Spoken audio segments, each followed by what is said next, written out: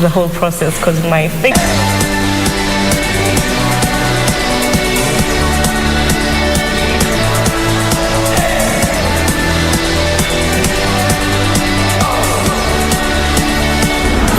Very excited to join this project. Christine told me that she was having a Bollywood-inspired cover girl photo shoot. So I thought that it would be a very good idea to mix and match, considering I provide 100% Indian humid hair.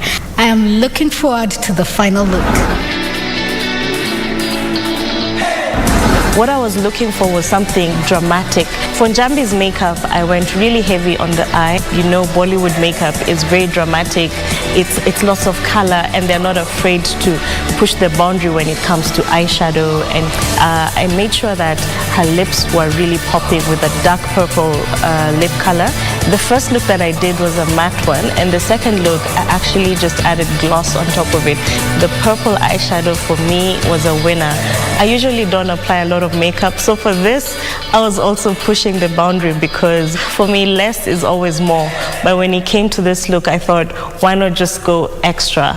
I think that her facial expressions just made the whole look very modern, and she pulled it off really well, but still cultural Bollywood look. I was happy with that.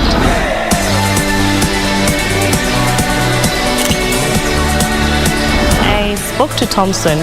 He would be the best person to shoot this look, and so when I finally got in touch with him, sat him down, showed him what I was looking for, he was so excited, and he thought, you know what, Christine, I think we're going to pull this look off perfectly. And that's what we did. He did an amazing job. I like what he did with the different setups of the backgrounds that made the outfits just pop.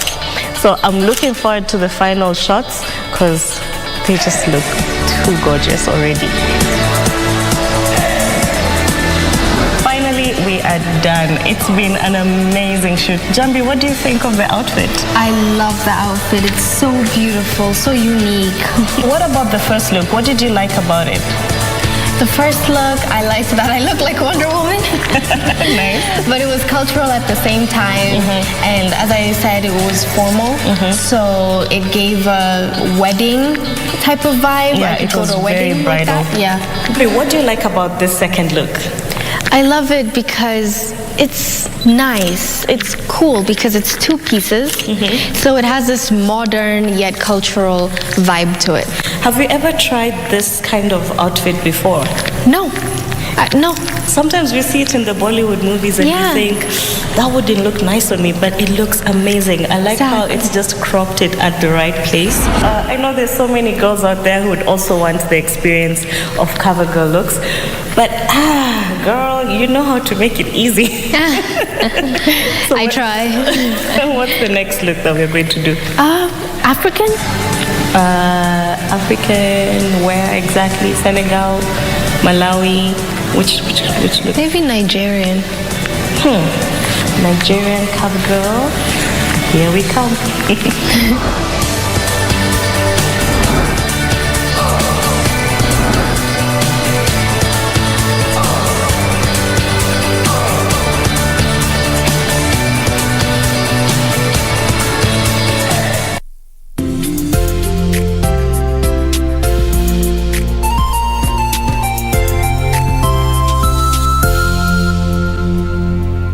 To get Nissin Creed as your skiza tune, dial *811 *963 hash. We believe in one God, the Father, the Almighty, maker of heaven and earth and all that is seen and unseen. We believe in one Lord, Jesus Christ, the only Son of God, eternally begotten of the Father, God from God, light from light, true God from true God.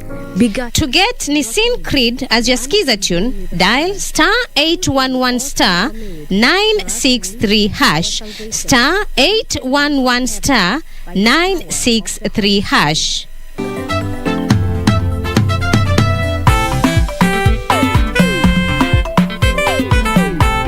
Will you focus, you cabbage face? This kind of speech is for those who use their brains. You, on the other hand, could use water and soap. Guys! Julia and Vala, I've eaten all the food. Now we are had no plan of going out like this, just so you know. And Julia, just know you're the worst planner in the history of planning. What is your problem, eh? Why can't you just enjoy the trip like the rest of us? We might have taken the wrong van. Whose van is this? I'm feeling the music in the air. Classmates, every Saturday on KBC.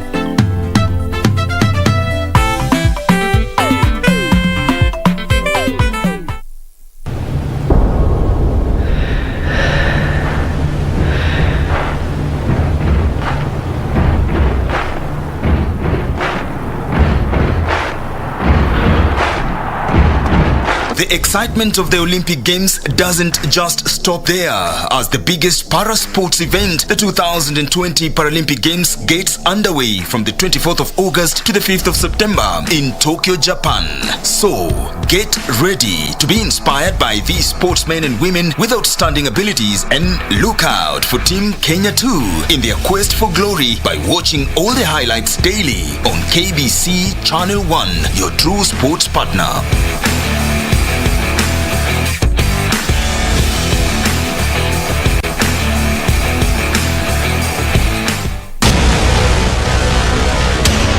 Get the VIP access to the best shows on KBC Channel 1. We have something different, something special to spice you up.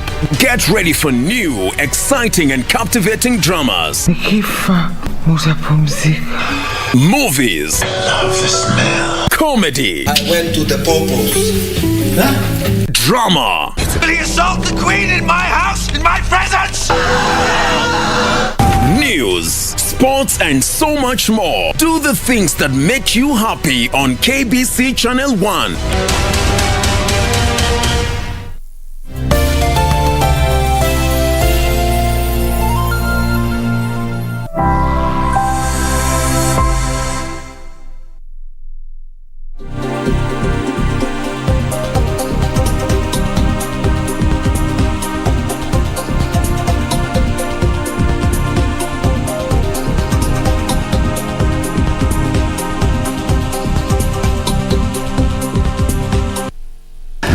Good morning and welcome to Newscheck on this 25th day of August 2021. Hope you're having a fabulous morning. It's time to have a look at what is currently trending and what is currently affecting the country when it comes to the roadmap 2022. That is a discussion we are going to have. Welcome.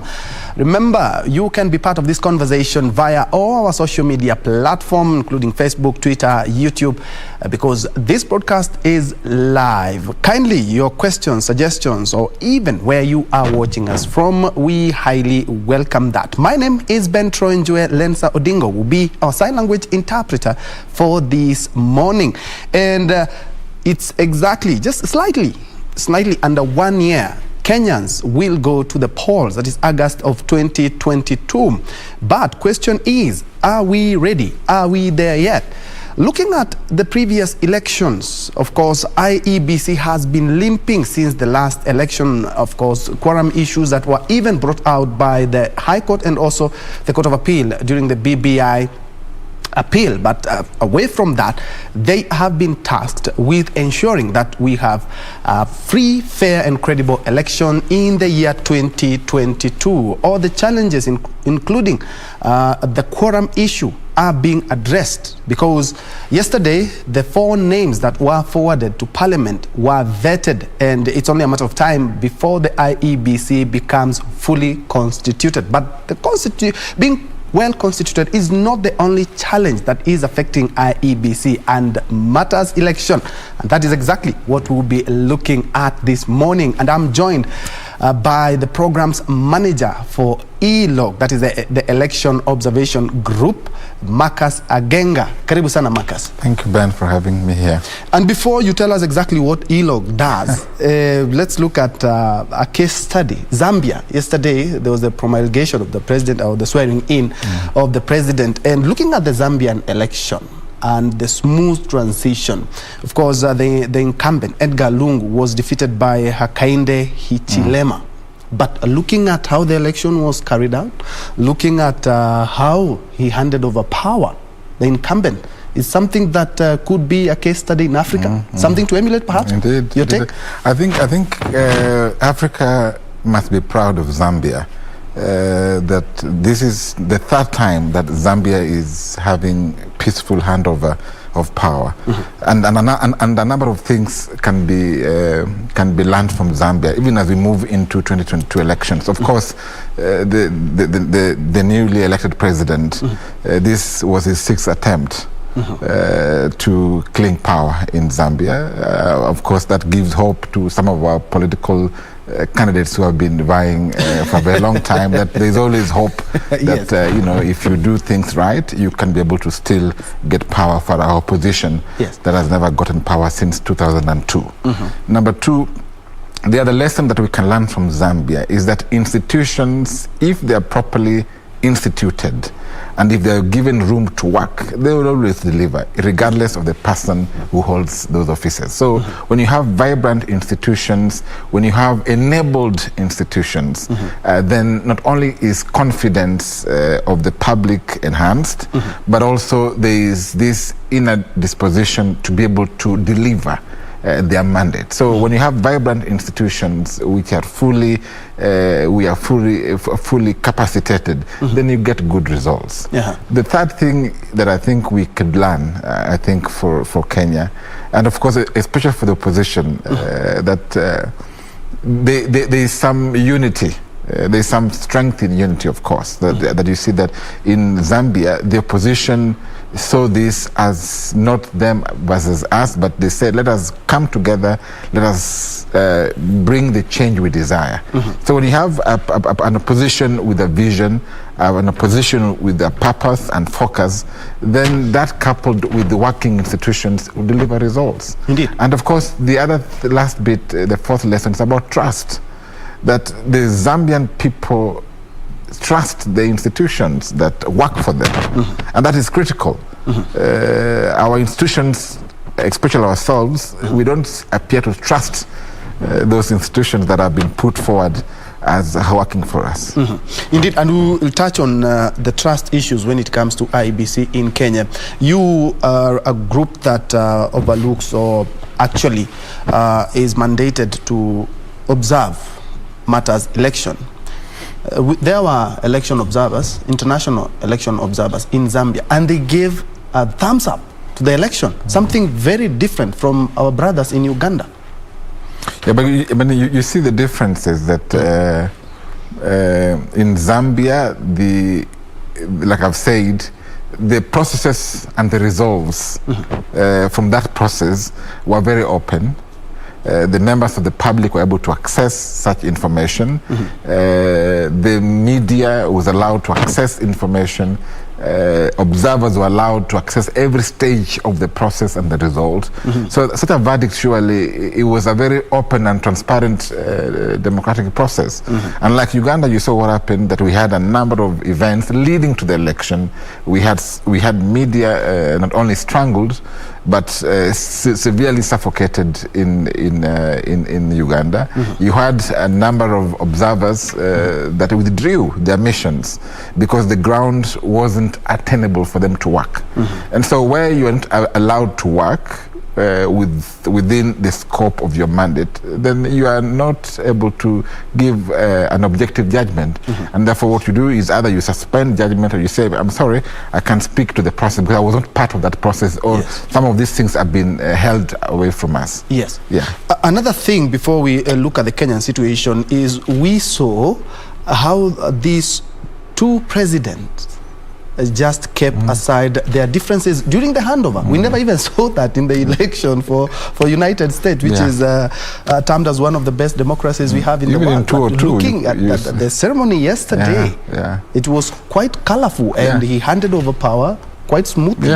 You remember, Ben, that there was this impression created either by the media or some guys that Edgar would not hand over power. Yes. So they were building a momentum or creating a script that the incumbent will never hand over power. And of course, this was an attempt to sustain a narrative in Africa that incumbents don't go. And of course, some of these discussions are well-founded. But ultimately, the nation called Zambia and its leaders have come to the conviction that leadership is about service. And I mean, today I'm at the helm to serve. Tomorrow, someone else comes in. I mean, his contract with the people of Zambia ended. They either renewed it or they didn't. In this case, they didn't renew his contract with the people of Zambia. And he understood this, that it meant time for him to leave. And so when our leaders come to the understanding that leadership is meant to serve the people who elect us to offices, if leadership is meant to understand that we are here for a time and a season, when that time comes, we go, peacefully go, and you shall have done your term. And I think this is something that should resonate in Africa. Yes. That the term limit must be not only respected, but when the people say they are not renewing your contract to serve them, you accept and you thank them for the time they gave you. That, I think, demonstrates servant leadership. Indeed. I concur with you, my brother. Of course, we hope that Zambia situation is replicated in other African countries, and including Kenya and the world as well. Let's now come over to Kenya. ELOG, you are an election observation group. Exactly what is your mandate? Because we also saw you in the BBI, but we'll get to that. Okay. What exactly is your mandate? ELOG has been established as a citizen observation platform that observes the electoral process in Kenya. So we are a citizen platform whose sole mandate is to provide a forum in which citizens are able to observe their own processes. For instance, you see, elections is not only the 9th of August. Elections is also what happens before 9th of August. So elections is a process, is a cycle. So we have got the pre-election cycle, you have got the election cycle, and you have got the post-election cycle. So each of these cycles have got various events or activities that need to be observed. So we exist to be able to monitor various aspects. Is there voter registration taking place? Someone needs to observe that and be able to speak to what is happening. Are there recruitment of various election actors or workers? Someone must be there. Is there voter education going on? Someone must observe. So that's the work we do. We observe each of the events that make up the elections. Yeah. And the BBI judgment, you were part of the verification of the signatures, and of course the court declared that the process and the IEBC had contravened the law. Kind of tell us something about the BBI signature verification exercise. I know. Well, like I said, yeah, that's true. I mean, the ELOG, like I said, Ben, that ELOG exists as a platform that observes the various events and activities of the electoral process. And remember, the promoters of the BBI had an eye to amend the constitution, which then was a reserve of the IEBC to be able to carry out and organize and carry out referenda in this country. Now, as part of their process, of course, once they received the bill together with the signatures, they had to be subject to verification as mandated by the law. So, of course, ELOG was there. We gave our report, we did the same thing with the Punguza Mizigo, we did that thing with Okoa Kenya, and now also together with the BBI signature verification. We raised fundamental issues, of course, and part of which, and I just let me single out like two or three of them. First, and which this Court of Appeal spoke to, the lack of a framework to verify signatures. When you say you're verifying signatures, to verify something is to ascertain that what is before you is a true representation of what ought to be. Now, we said in our statement that the Commission lacked what we call a central depository of signatures. You know, you go to the bank, you want to sign a check. You know, not every signature goes to the bank. There's a deposit of your signature, Ben, in your bank. You sign a check. They'll be able to compare and say, oh, yeah, this signature belongs to Ben, and therefore they catch it in. So we raised the question, upon which framework, or which framework did IEBC verify those signatures? They lacked that framework, because there was no deposit of voters' signatures against which to compare.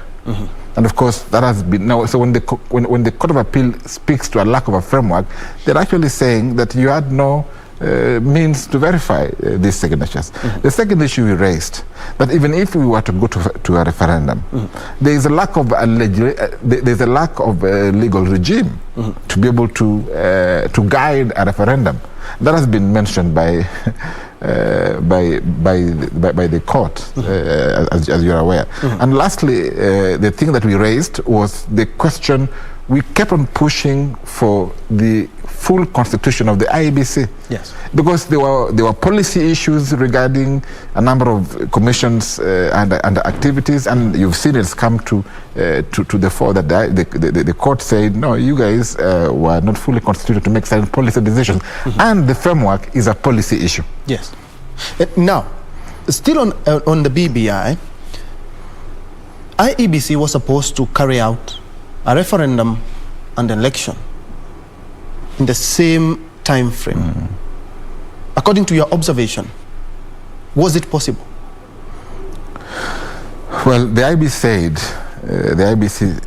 as you know, of course, it's only the IEBC who can conduct both processes concurrently. So that answer would be better answered by the IEBC. But from observer's point of view, yes, these two are heavy. Yes. These two are elections, as it were, because the referendum is another election. Now, to combine those two, look at the resources that are required to undertake that exercise. Look at the logistical aspects that are required to undertake that exercise. Look at the human components and lack of a legislative framework to govern such a process. We felt that it would be an uphill task for the Commission to successfully carry out those two heavy activities within a span of 1 year. And therefore that we were saying that if the majority feel that they need to be done, the ILOG would respect what the people want. If the IEBC says that they're able to do it within the span of 1 year, then ILOG's role is to accept that, recognizing that it is the Commission that is mandated to do those two, and if they say they can do it, then our work is to simply observe and speak to the process and the results as they are announced by the Commission. Yeah. Earlier, when we were looking at the Zambia situation, you did mention that they trust their IEBC there. Could you blame the lack of trust with the institution of IEBC on what we experience each election year? We remain more divided after every election cycle, as opposed to what happened in Zambia. Yeah, I think there is a problem with trust. I think the trust deficit in the Commission is something that must be addressed. And I think, of course, the Commission is, in my own analysis, is aware that the trust issues are always leveled against the Commission, and that does not augur well for the Commission. And I want to say two things about the issue of trust. First is that if you have strong systems in place, then it doesn't matter that Chebukati is the head of the Commission or Benya the head of the Commission. The systems work. And it seems to me that sometimes we set the Commission for failure. The Commission asks for X amount of money to be able to deliver, because you said, when you started this show, you said they are mandated to ensure that Kenyans have credible, peaceful, free and fair elections. Yes. And there are things they require to be able to undertake that and deliver on their mandate. Now, when they don't get money, for instance, they get half or a quarter of what they need, then you are setting that Commission for failure. That's number one. So that we must build our institutions, build the institutions to be able to work and provide for what they need to be able to work. Now, part of the trust deficit we see in the IEBC is while I agree that part of it is real, of course, the issue of servers are not opened, the issue of a number of polling POs or a returning officer being compromised. I mean, that drains the deficit. But also there's another element where it is created. We set up the Commission to fail when we don't give it its resources in good time. Remember, like I said, elections is not an event. It's a process, so that you want the entire cycle properly funded to be able to speak to what happens on the elections day. So like I said, it's a two-way traffic. I mean, there are problems within the commission. You saw in 2017 the power wrangles between the CEO and the chair. You saw the resignation of the commissioners. You saw what one of the commissioners said, Akombe, about what happened. So we saw what the court said about how they conducted the election, the president in 2017. So all those things tend to diminish trust to the public. In conclusion to that question you've asked, I think what IEBC must do is to invest heavily in the people, to be able to explain to the people, to explain what they're doing, where they're doing it, and why they're doing it. Remember, procurement was a big issue. Yes. Even had the chicken the chicken scandal. So all these things have issues relating to trust, and they must be addressed. Yeah. Indeed. And talking of funding of IEBC, they talked about 40 billion, which is the most expensive in Africa. And of course, we're ranking, I don't know, is the second or the third? Second most expensive in the world. In the world, over 40 billion. The Treasury talked about 20, I think it's 26 billion. Yes, Wow, that is something else that, of course, will impede IEBC for now. And of course, we cannot always be trustful that, of course, they will be able to work with what they have. And now at least they are fully constituted. There are a lot of challenges, of course, which we'll be looking at as well. Do you believe they should be doing exactly what Zambia did? You've talked about if we have we trust our institution, we fund them well, and now you've talked about resources and investing in trust. Of course, we have to touch the figures. I know. Very expensive. I agree with you, Ben, that our elections are the most expensive elections. One of the most expensive elections in the world, and I agree that we, probably we need to audit our electoral processes, and especially ask ourselves the question: why do we spend the money we spend? In Kenya, it costs a voter over 2,500 shillings. In Kenya, it's over $25. It cost a voter $25. That is over 2,500 yes, that is very expensive. So you ask the question, why are our elections expensive? And it goes down to trust issues. We have invested. I mean, you've heard it said before that the number of security features in our ballot paper. Again, trust is so that we want to cure trust by investing much money in it, which is a problem. And like I said, that if we can invest, and it goes back to my point, if we can invest in making our institutions stronger and providing for what is required and ensure that the right people manage those institutions, then trust is automatic. I guess.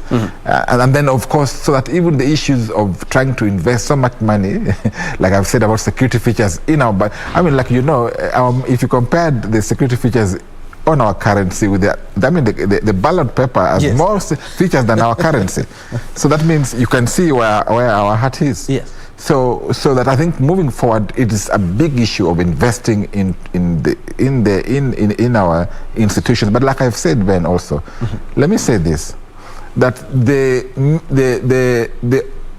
it is not only the IEBC, by the way, that is the only institution that is supposed to help in ensuring that Kenyans have free and fair elections. There are multiple institutions, and you mentioned them already, I think, before we started the show. Yes. You have got the judiciary. You have got the office of the register of political parties. Yes. You have got political parties themselves that are also critical players in the electoral process. If you mess up nominations, you mess up elections. If you field bad candidates that don't meet the threshold as prescribed in our national values, tell me what kind of leaders you're going to produce at the ballot. I mean, they say, show me the leader you elect and I show you who you are. So the political parties, the office of the register of political parties, there are a number of institutions that should be working together to ensure that the process meets the expectation that is enshrined in our constitution. Indeed, and it's good you've mentioned a partnership from various quarters. Yesterday, the Director of Public Prosecution, Nudin Haji, questioned Parliament with ensuring we have legislation that bars leaders who have integrity questions. You think they're going to see the light of day in Parliament? We have seen you talked about 9 governors have already been charged, but they are still in office. We have a lot of MPs who have integrity issues and cases in courts. Do you think that could cure at least the integrity question that we have if we put proper and stringent legislation, then it not only would help that, but it also will deter candidates or aspirants with questionable integrity issues from vying. In absence of such a strong legislation, every person would want to vie, and they are answering to serious questions, and the law protects them. Well, I agree the law should protect you, but also the law should also protect the people as well. And of course, if you remember, it's been a big problem that you look at Chapter 6 of our Constitution and you look at the Leadership and Integrity Act. I mean, it was what we have in the Act is not strong enough to hold any accused accountable. And so that's why the DDP is trying to, I mean, he has realized there is a need to strengthen that law to be able to speak to the spirit of the law, because that is lacking in its implementation. So I think if Parliament listens and agrees to such provisions, then I think it can work. And also the same, when IEBC was issuing its 2022 roadmap, and especially when it came to the referendum and the general polls, all the stakeholders were there. I remember the DPP, the EAC, the judiciary. Actually, the chief registrar, Anna Amadi, is the one who went there on behalf of the CJ. And they talked about and the national cohesion. They're always talking about when we go to elections, we're going to work together, ensure there's no violence, ensure everything is working. But look at our election cycle. There's violence, there's mistrust, there's election malpractices. And could that be the reason as to why Nudin Haji, the Director of Public Prosecution, talked about ensuring we have laws that actually deter and look at the integrity of our leaders before we put them in office? Yeah, definitely, Ben, I agree. I think part of the problem that we continue to have in our, I think that they are saying that the 2022 election could either be a repeat of 2007 or could be a replica of what happened in 2002 or in between. So you have got a section of Kenyans who are thinking that 2022 will be violent. There are those who think that 2022 will be peaceful. There are those who think that 2022 will be in between. Now, the cycle of violence in every election, then, in every election, violence has characterized our elections. In every election, even by-elections. Of course, see what happened in the recent by-elections. And by-elections have told us to prepare for a possible violent elections in 2022. Now, what causes the violence in elections? A number of reasons. Of course, there are economic reasons that cause violence, but there are also some of them politically instigated. A leader utters a word, incites this community against that community, this person against that person. And so when you have leaders who are inciting communities against communities, or ethnic groups against ethnic groups, or a section of population against the other one, that leader, and of course, going back to the topic we're discussing about integrity, shouldn't be fit even to be elected. Now, when you have a legal regime, and especially those that are working towards ensuring that such kind of people are not only tried, but also are prevented from running in an office, if that regime is weak, then you will not bring to justice or to book such utterances, because you lack the tooth to bite. One of the things that we have, and a number of stakeholders have said, can we have even the national integration, the NCIC Act, the National Commission and the National Cohesion and Integration Commission Act must be reviewed as well, because you speak about hate speech. We live in the same country. Hate speech is a very difficult aspect to try in court, because there are many loopholes to that act. So together with other legislations, there's need for us to move with speed, to look at all these pieces of legislation that are meant to bring order and sanity in our politics, so that when we move towards 2022, we have proper systems that can hold everyone accountable, including politicians. Indeed. To IEBC, you've been an election observation group for several years. And it's our 10th year. 10 years? Yeah. Oh, indeed. That's good. And you're also on the 2022. Yes. What systematic challenges have you encountered IEBC faces each and every time for the last 10 years? Okay. And what can be done to cure this cancer? Let me just mention a few. Yes. First is underfunding of the commission, and I think that's a big issue. You have a budget for the commission which is rarely met. As I speak with you right now, there are outstanding bills that IBC hasn't paid from the 2017 election. As we speak? As we speak. And they're moving into a new election with accruing bills of 2017. Now, when you underfund a commission, then you set it up for failure, like I've said. That's number one. So proper funding should be budgeted for and provided for by the IEBC, and of course from the public coffers. The second problem that has continued to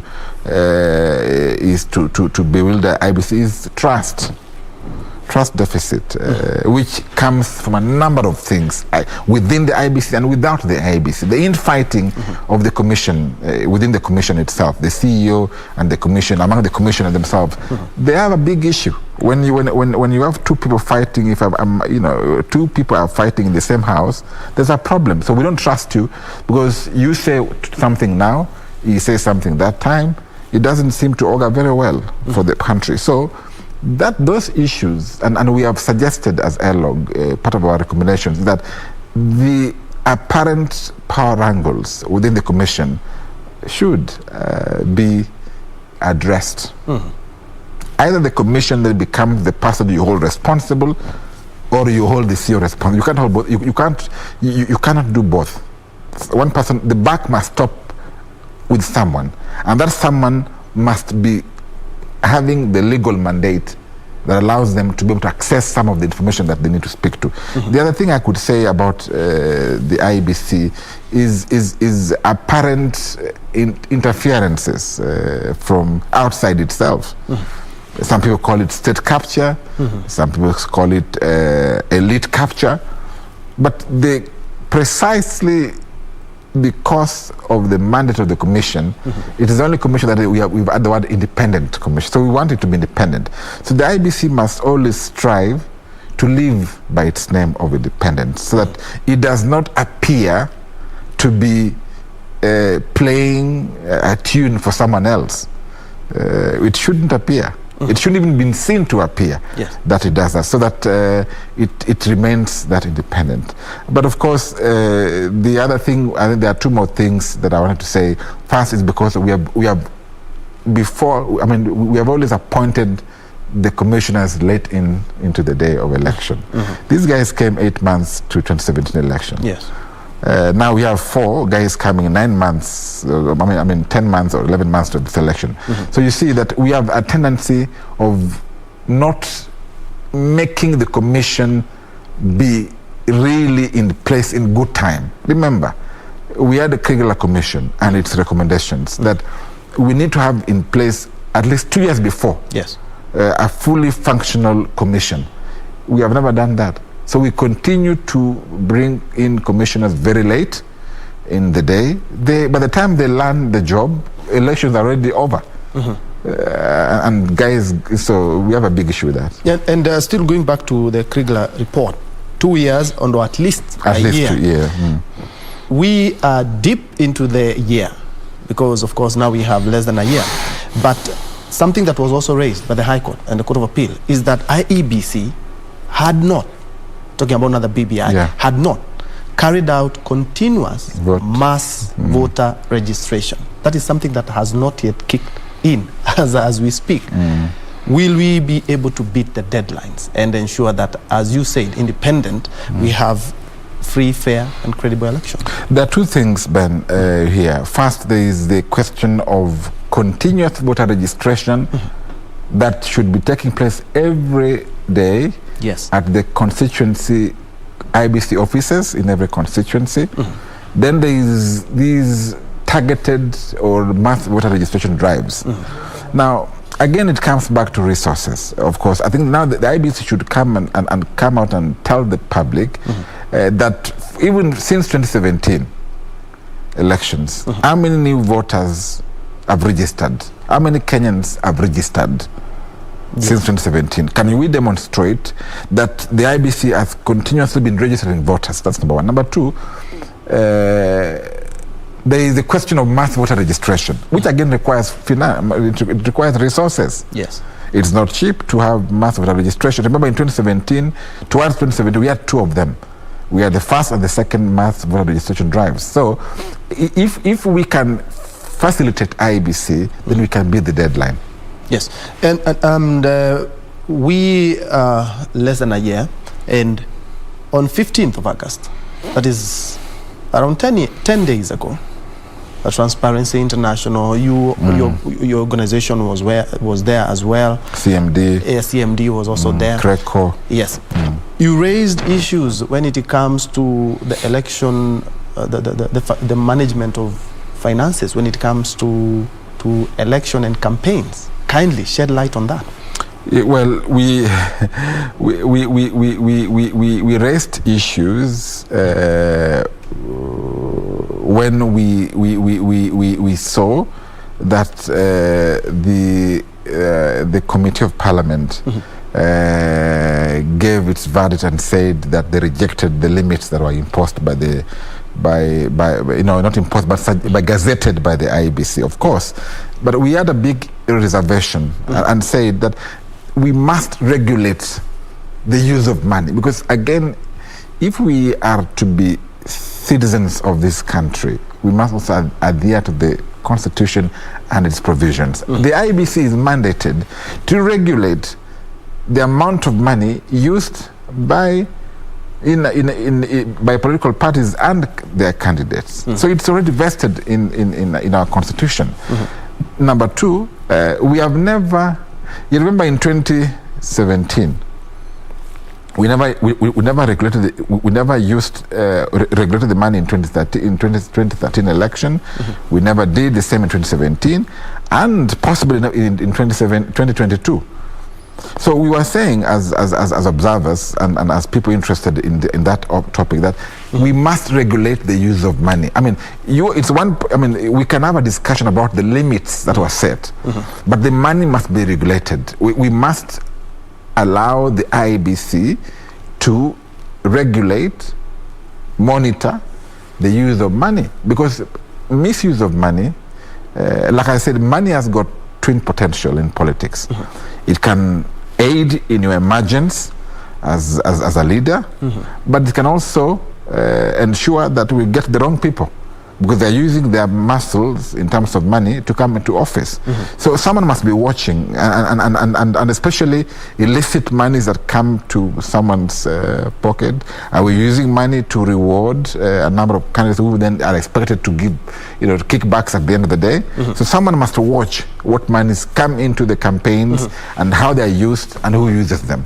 So we say that we could have a discussion about the limits that were set, but let us not refuse the operationalization of those spending limits. Let us move into this election of 2022 with that regulations in place. Yeah. We are hoping at least there will not be money laundering that has been suspected in so many African states when it comes to election.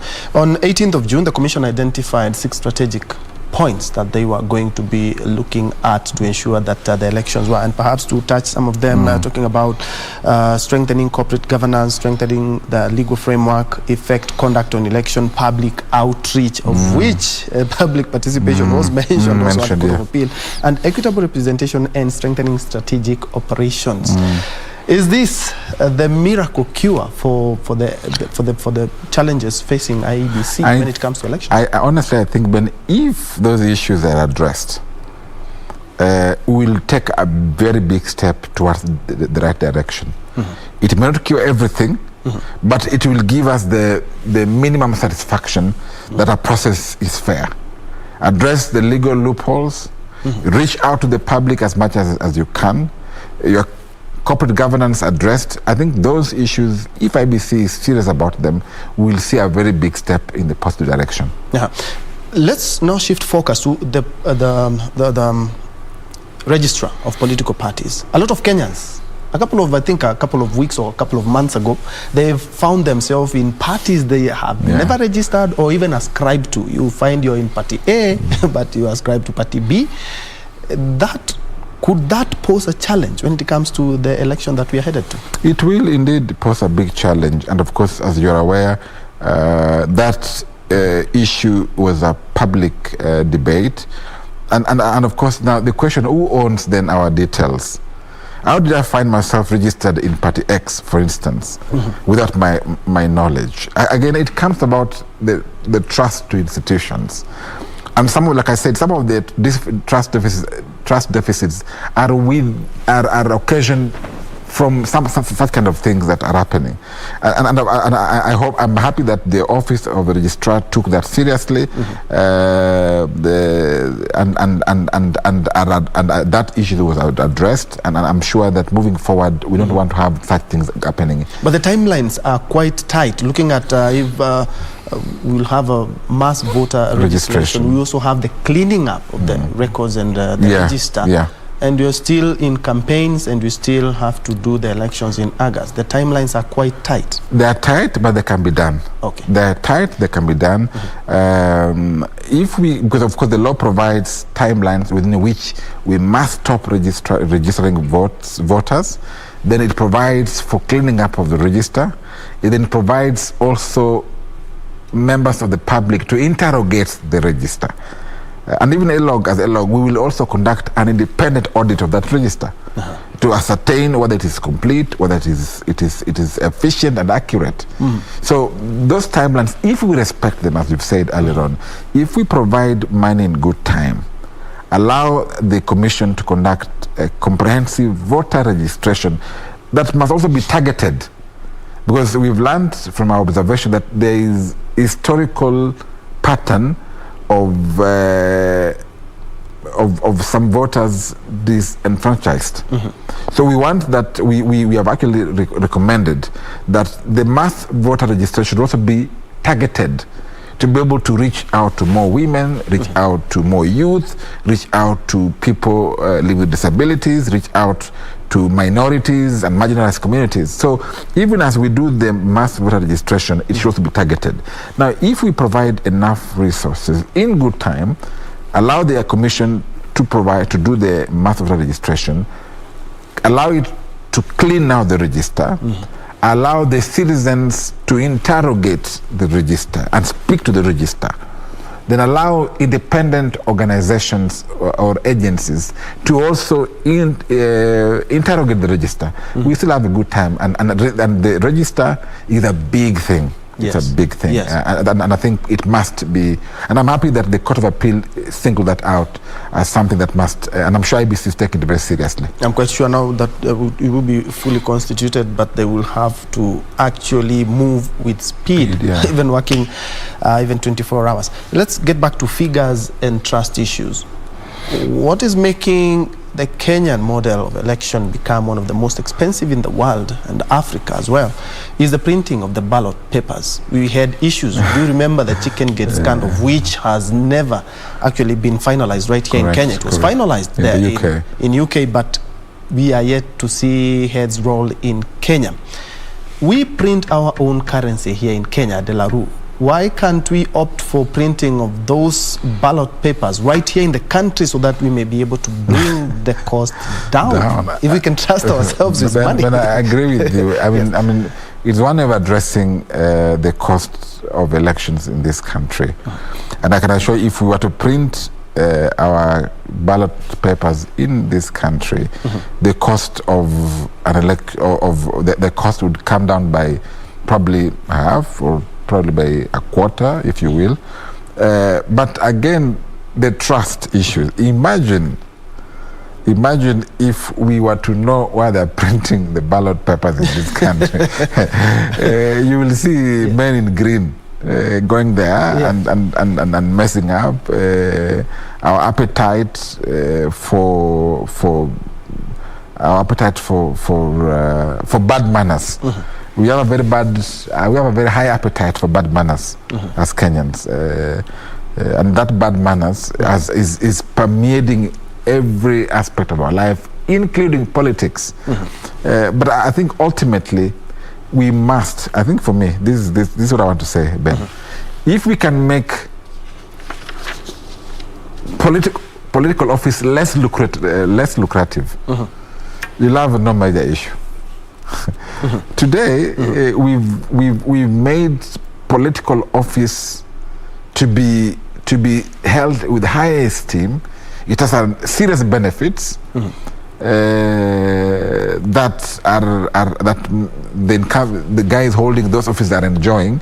So then people fight for it, including going to ban even a building that they know is printing the papers. If I can't get it, you won't get it either. Because we've made our I mean, of course, our political class are one of the best paid in Africa, of course. Yes. So when you make it a lucrative business, if you will, then people will fight for it. Yeah, but it will be a nice consideration. I've had the commission say that even the servers will be hosted here in Kenya. And if they can host the server in Kenya, they can print it in Kenya. Why not? And we'll bring the cost down. Down by, I can assure you, by a quarter. Not less than a quarter. I'm looking at the IEBC calendar, where, according to IEBC election operations, plan nomination for presidential candidate will take place between May 30th and June 10th. Of course, if you're a civil servant and you want to vie for any positions, you have until February the 9th. So you have a couple of months. Looking at this whole calendar, do you think we are going to beat that time? There's so much to do. I'm looking at this. There's so much. I think we can. The only interruption, in my view, could be two. First, you've seen the push to let the Chebukati and his team go home. They are section the political elite. Yes. Now, if you were to send away the commission home again, that means we'll now go back to challenges of quorum again, you know, it's just going to be dirty, as it were. So if the present commission were to be sent home, that will affect those timelines. The second issue is what I told about, the issue of resources. If we don't avail those resources to the commission in good time, again, those timelines will be affected. The third issue is last-minute amendment to the election law, which, as you're aware, we have always, like I said, we have always done the same thing every now and then. We change laws to the last minute. Now, when you change the rules of the game, very close to a game, you confuse everyone. You confuse the players, you confuse the referee, you confuse the spectators and supporters in a game. The rules of the game must be clear, must be predictable, must be transparent, long way before the game is nearer. We know what offside is. We know what it means to score a goal. We know. So if you change those rules very close to an election or to a game, you confuse everything. So again, that's a major. You saw in 2017, the laws were changed the last minute. Every actor of that election was put to confusion. So if we can address those three issues, I think we can meet those timelines by the IEBC. Now we are staring into another bigger problem. The commissioners will, after we are done with the 2022 election, when we are just about the 2027 election, there will be actually their term will have lapsed. The three. We will now have another challenge, because the two who are remaining plus the chairman will have already completed their term. Are we staring at another problem, though in the next 5 years? I don't think we will. If now we have a framework which was ascended to law by the president, hence now bringing this forth. Yes. Now, if that framework is followed, I don't think we'll have a problem. There was only a problem, one, when we never, you see, all the commission in the previous elections, all the commissioners came on one day. As in, they came all of them at once. So they have to leave. They have to leave at once. Yes. When they leave at once, you have no memory, you have no continuity. That has been addressed somehow in this dispensation, because now we have got the Chebukati and the other two guys who will be leaving after 2023. Then you have got these new ones who are coming. Give them 5 years from the time of the appointment. So that means that by 2023, the law should be self-effecting, so that then a process is put in place to replace the three. Yeah, so but we haven't instituted that yet. No, but I think by I think we have, because that's how we went. I had constituted the panel, invited applicants, they shortlisted, names were given to the president. Now the parliament vetted them yesterday. I think that's a good start. Okay, it's a good start. I will really tie that good start, as you've put it, to what the president did, and it was pointed out by the Court of Appeal, is that there were vacancies at the IEBC 3 years ago. The president had 1 week to announce that the positions were vacant, but did not do that. And now we are facing challenges in IEBC, and we are just adding challenges that IEBC are facing. This is another challenge. I agree, and that's why I say that if we could, of course, there were a number of people, guys offered different views, whether there was a proper legislative framework to bring in a new commission in place. That was discussed, or the president just sat on that law and didn't want to institute a selection panel. That was also discussed. But that as it may,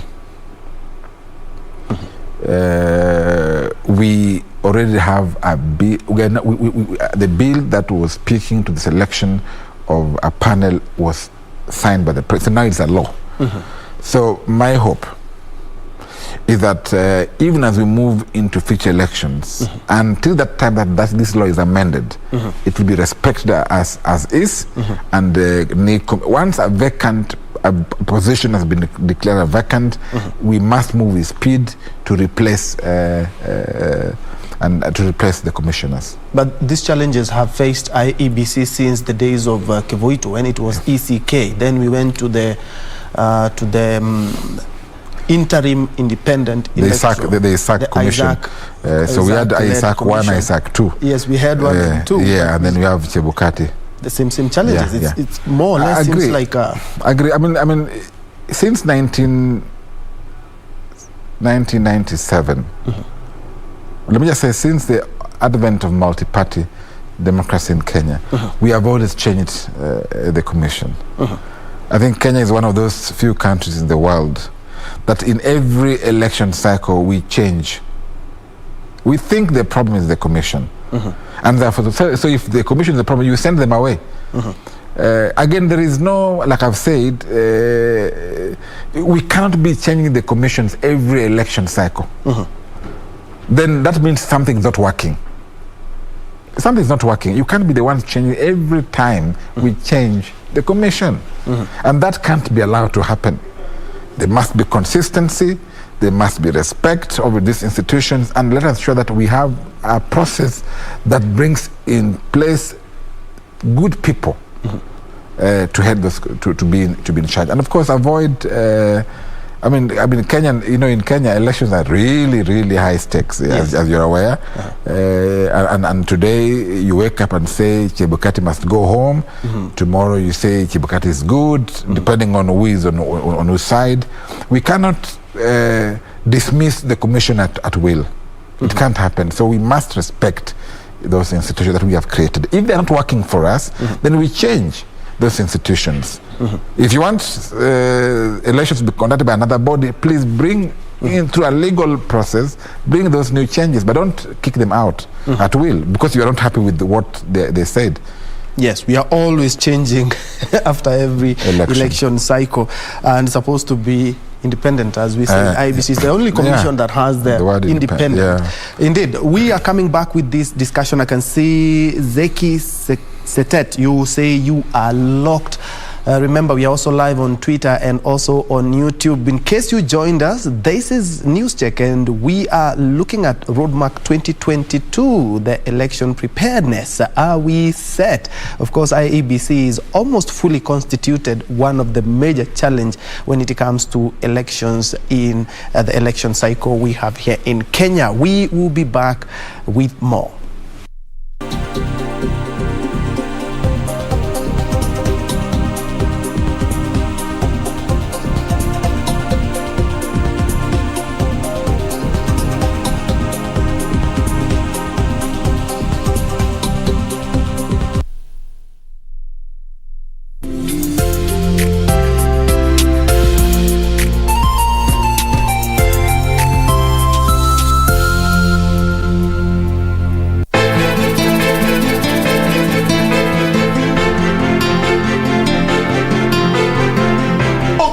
Chumbani kwangu chakule namna unavyotaka bwana. Mimi na uhakika na kile ambacho nilikiona. Mbona uniamini wewe? Mtoto mzuri, laini, lakini una ushamba ka nini? Unaga swaga wewe. Una nini Pili? Una nini wewe na mimi? Si nimekwambia mtu wa maombi amekuja tuombe. Maombi gani bwana? I've got real problems in this house bwana. Sasa nikaoge peupe tu kusinitachunguliwa mimi. Utachunguliwa na nani? Ukichungulia na wewe chungulia. Kwani kutoka kwangu na kuingia kwangu lazima nikwambie wewe? Ni vile Auntie Pili alikuwa yakuletea mgeni. Tiketi ni mamako.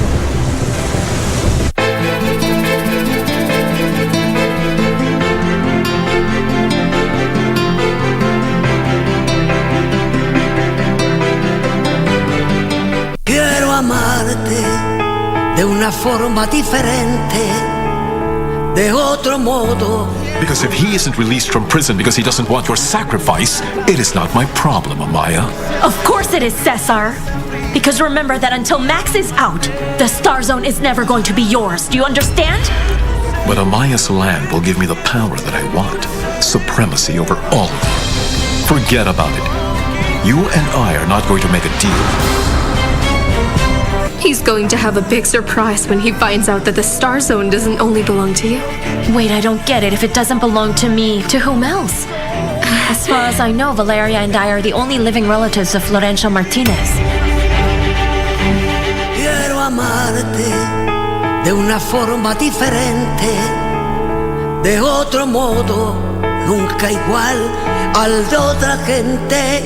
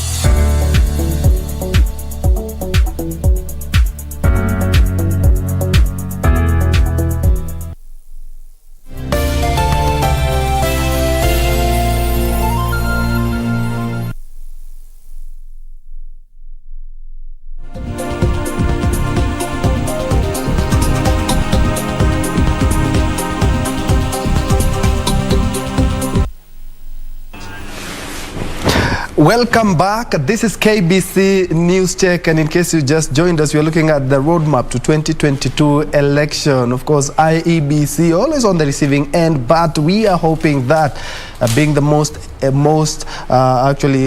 expensive election in Africa and ranking highly, the second in the world, it will be the best without the current violent cycle and without all the challenges that are actually met during election. And I'm joined by ELOG Programs Director Marcus Agenga, who is actually trying to make us understand what happens even behind the cycle before you even cast your vote. And before the break, there's some during the break, there's some issues we were looking at, and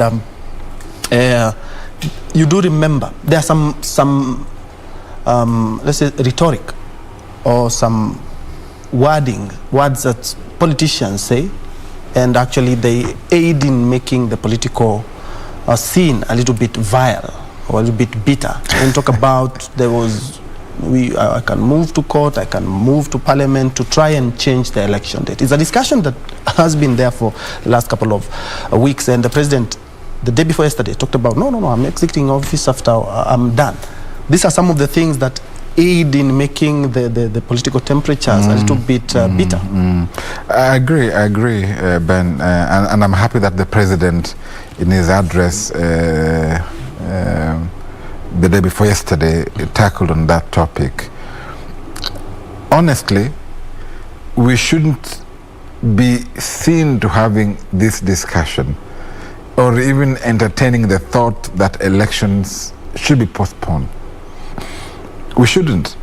And of course, they are giving a number of reasons. If you had the discussion before, some are saying, the president hasn't served his 5 terms because he was sworn in much more later than he was elected. So he needs to serve his 5 terms. They are saying, you see, we're in the middle of a calamity. The COVID-19 pandemic is a serious issue that has disrupted our lives. So in the middle of a pandemic, the law envisions, they say, a possibility of postponing an election. Thirdly, they are speaking about boundaries. Some constituencies or boundaries need to be reviewed. So if we were to go to this election without reviewing those boundaries, delimitation is a big issue they are raising. But now, those 3 issues, however justified they may be, do not warrant a postponement of an election. Let me tell you, on the issue that we are battling a pandemic, we've had countries in Africa that have held elections. We just speak about Zambia. Yes. Just held this election in the middle of COVID-19. You just had Uganda, our neighbor here. You had Ethiopia doing the same. You had, even back in our country, the commission has conducted by elections. Yes. A number of actually gearing up for a referendum. A referendum, of course. So the idea of COVID pandemic, while it's a big issue, of course, there are protocols that IEBC has put in place, and we observed them when we were in those by-elections, and we were satisfied that IEBC has put in place good protocols that are be able to contain the spread of coronavirus in those polling stations. Of course, moving forward, IEBC will have to come up with a proper and more sustained measures and structures that, by-elections are smaller, they're fewer, so you can be able to be keen. But when you have a national election like we will have, it's going to call the commission to work even stronger. And hence, you see that the amount of money they were suggesting to buy the PPEs during the by-election. So I think that's a big issue. But we shouldn't entertain the thought of postponing an election, because the contract that we have given our leaders is 5 years. When the term goes, they go home. Okay. And perhaps before we wrap up, what are some of the challenges? Or perhaps I'm informed that we are supposed to be headed, remember CS Magoha had organized a presser together with the NCCK in matters actually at the General Assembly at the Jumuiya Conference right here. Let's first of all hear what he has to say, then we wrap up. 2022. And the footprint of 100% transition is already there, because we have a 10.28% increase between last year and this year. So all those busy bodies who are self-proclaimed experts, I think the people should ignore them. Our job is to continue to ensure that all children who complete Standard 8 transit to Form 1. And beyond that, any child that has been out of school for whatever reason is mopped back to school. We started this exercise 2 days ago, on Monday. In the coast, I still have Dr. Sarah Ruto, based in Kilifi, and I have Dr. Gaturu, based in Kwale, and I have Adan Duale, Director of Field Operations, based in Mombasa. And the reason for this is that the percentages for the coast are still very low, averaging between 70 and 60. Before I talk about what we are doing today, I want to give you a bird's eye view of the counties that have reached 100% in order to remove the myth. I know from my head, without even looking, that the Nyeri County is at number 1, and it is not just at 100%.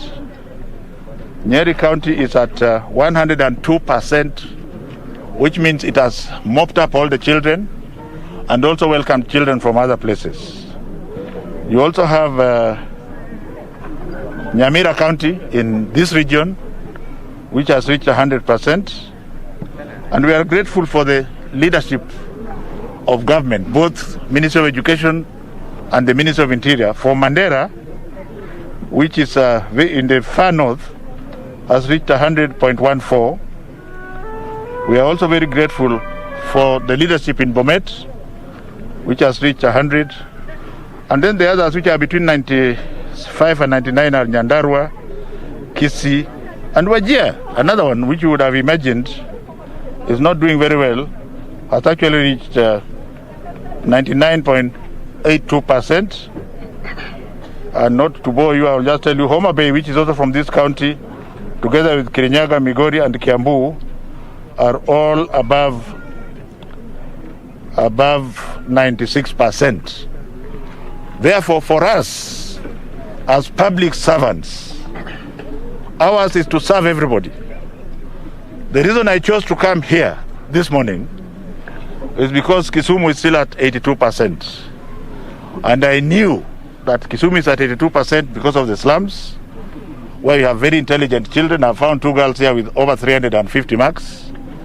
And we are going to make sure that they go to a government school, and we shall provide a scholarship for them. We have also found another gentleman. What was your score? 255. Yes. No, you are not the one. I don't know you. When Mjinga kutoka wapi? 299. What was your score?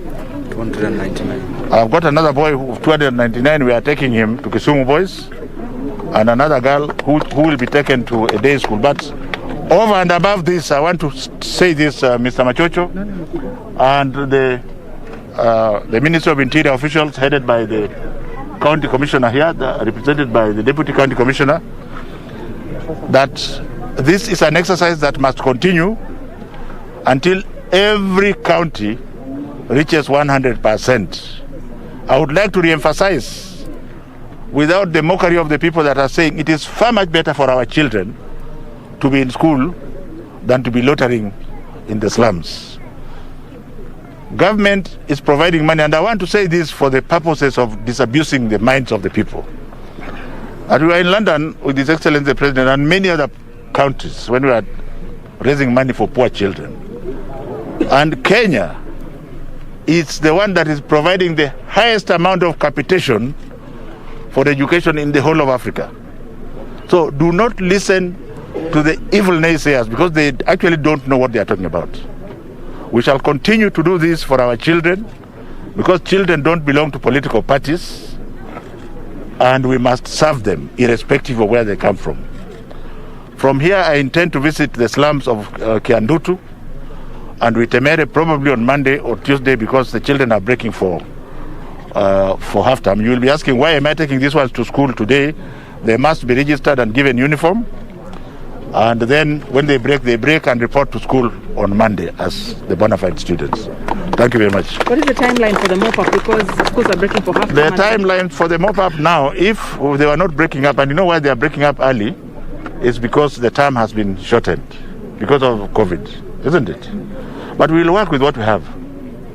So, by the grace of God, when the schools reopen again, my team and everybody else will continue. We have people in Nairobi, we have people in all parts of the country, and I would like to ask those education people and quality assurance people and TSA people who are in those counties that are already 100%, if you are in a neighboring county that has not reached 100%, can you move to that county to help mop up? We shall mop up until it is 100%. Thank you very much.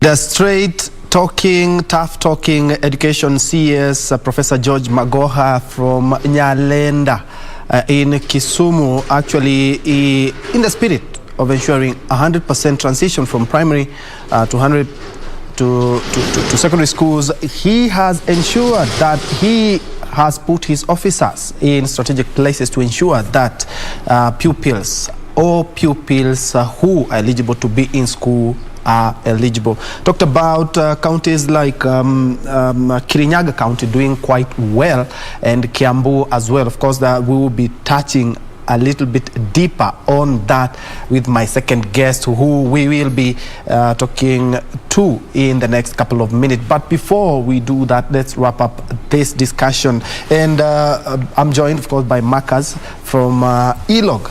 Of course, when it comes to matters election observation. You have been there for the last 10 years. What are some of the challenges that observers experience, especially during elections? We know in Uganda, we just saw them because the international observers were kicked out. What challenges have you faced during the elections and, of course, the by-elections that you have been observing? Of course. And on the same, please kindly touch on the national values and ethos. It was mentioned pronouncedly during the BBI debate, but let me start with the national values, of course. And this relates to the topic we're discussing about leadership and integrity. How come that we have a number of leaders who appear, who have been summoned to answer to some of the integrity issues? Where were we when they were being elected? Who elected them into office? And I can assure some of them will come back in various positions in the next government after 2022. So now, I think we need, as a country, to normalize these national values that we have in our constitution. Not so much is being spoken by political leaders about those values. Yes.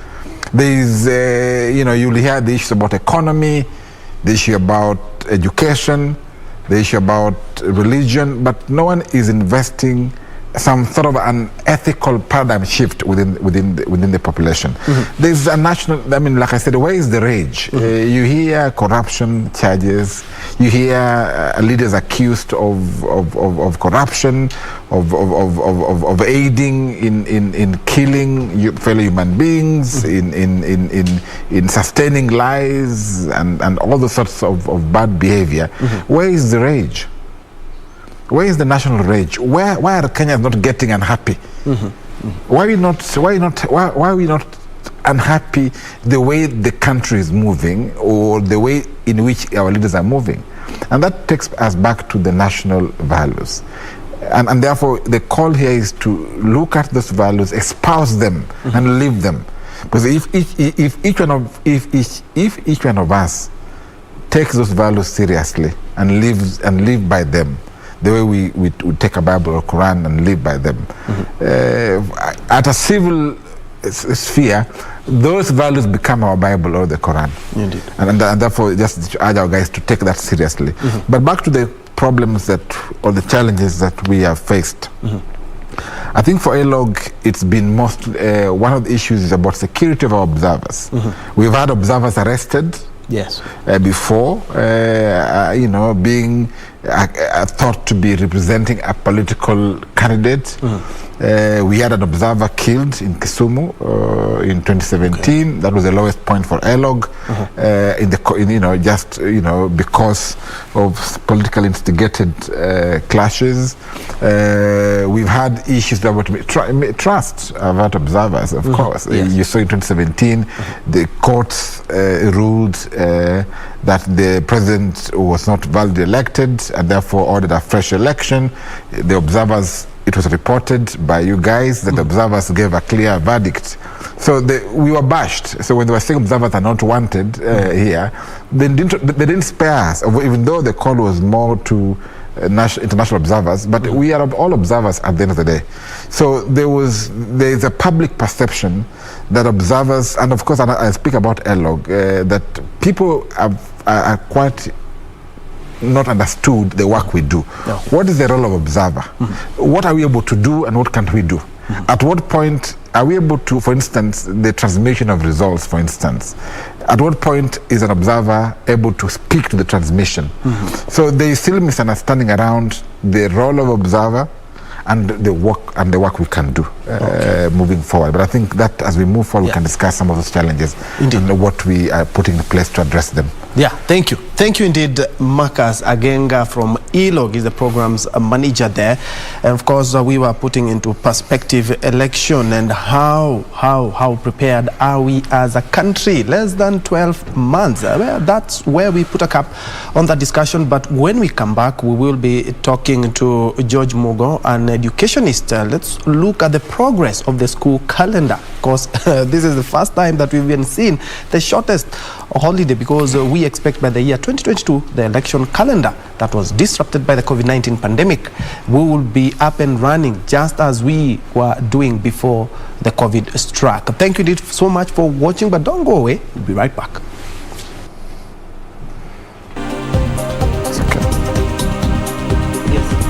Okay.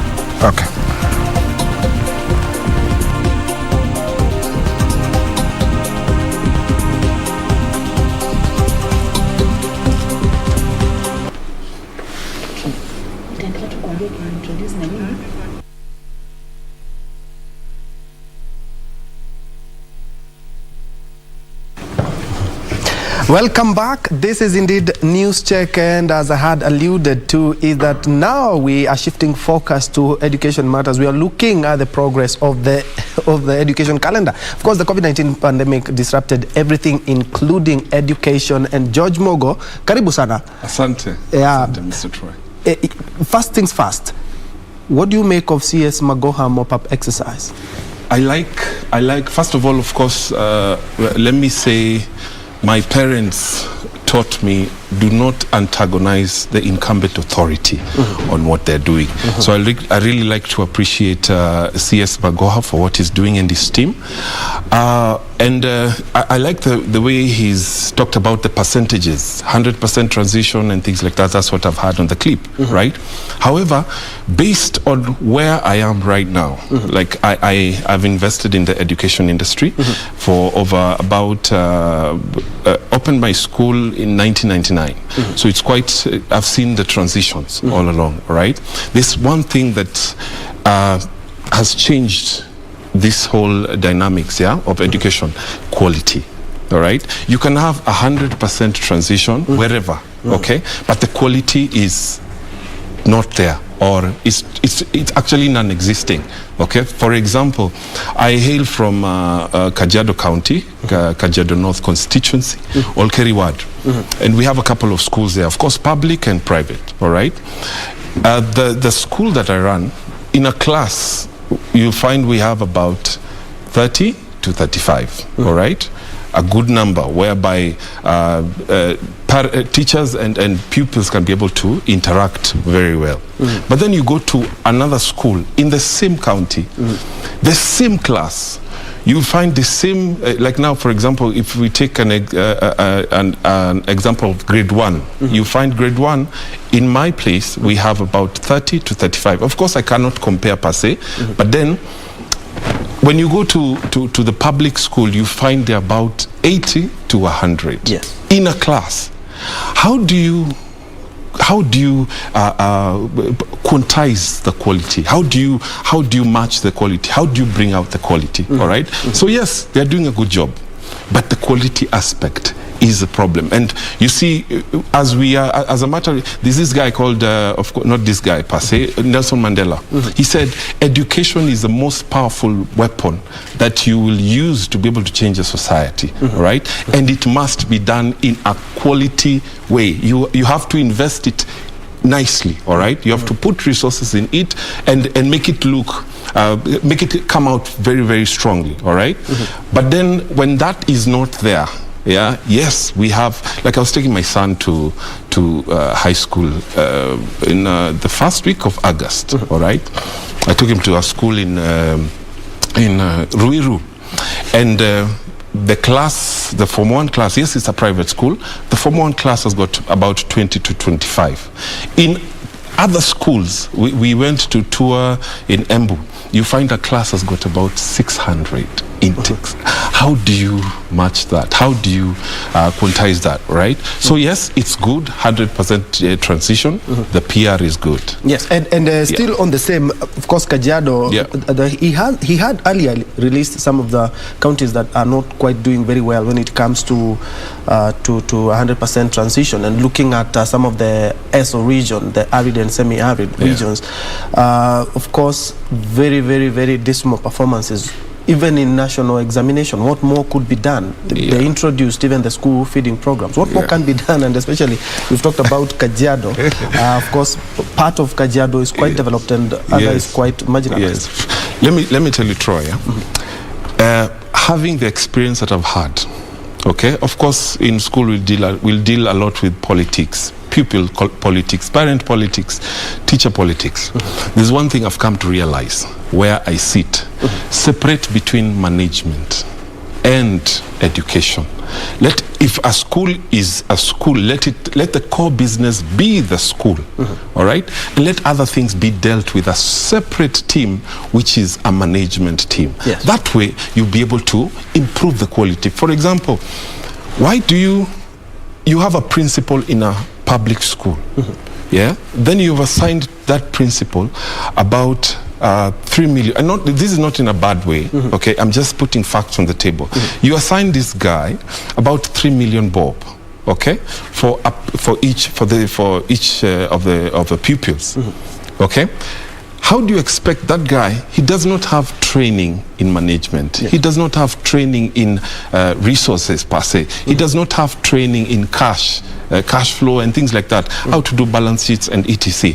How do you assign him that amount of money and expect him to perform? He won't. He won't. And that's why, allow me to probably digress a little bit. There's this CS, I think Wamalo, he mentioned about the feeding program. Yes. I think it was about 2 weeks ago. He said in those areas where the drought is affecting so much, they have allocated about 500 million, all right?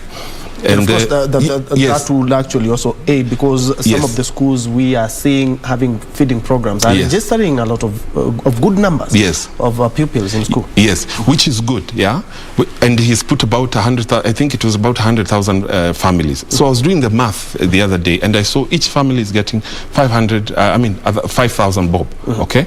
Now, how do you, if you have a separate management team, you can be able to manage that money better than allocating it to somebody individually or somebody who does not have training per se in handling matters cash, okay? It's just about management, period.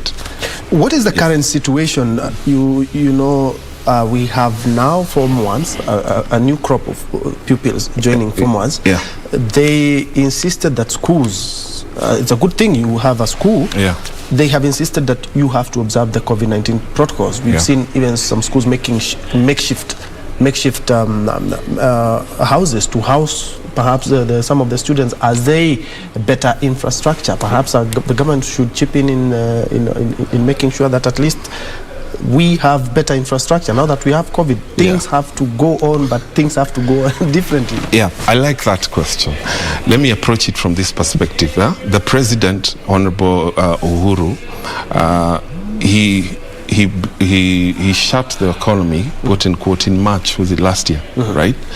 As a school, what did we do? We didn't just sit there.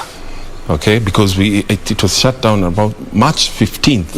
Yeah, we didn't just stay. Okay, we have established a studio, something like this. Okay, just but a bit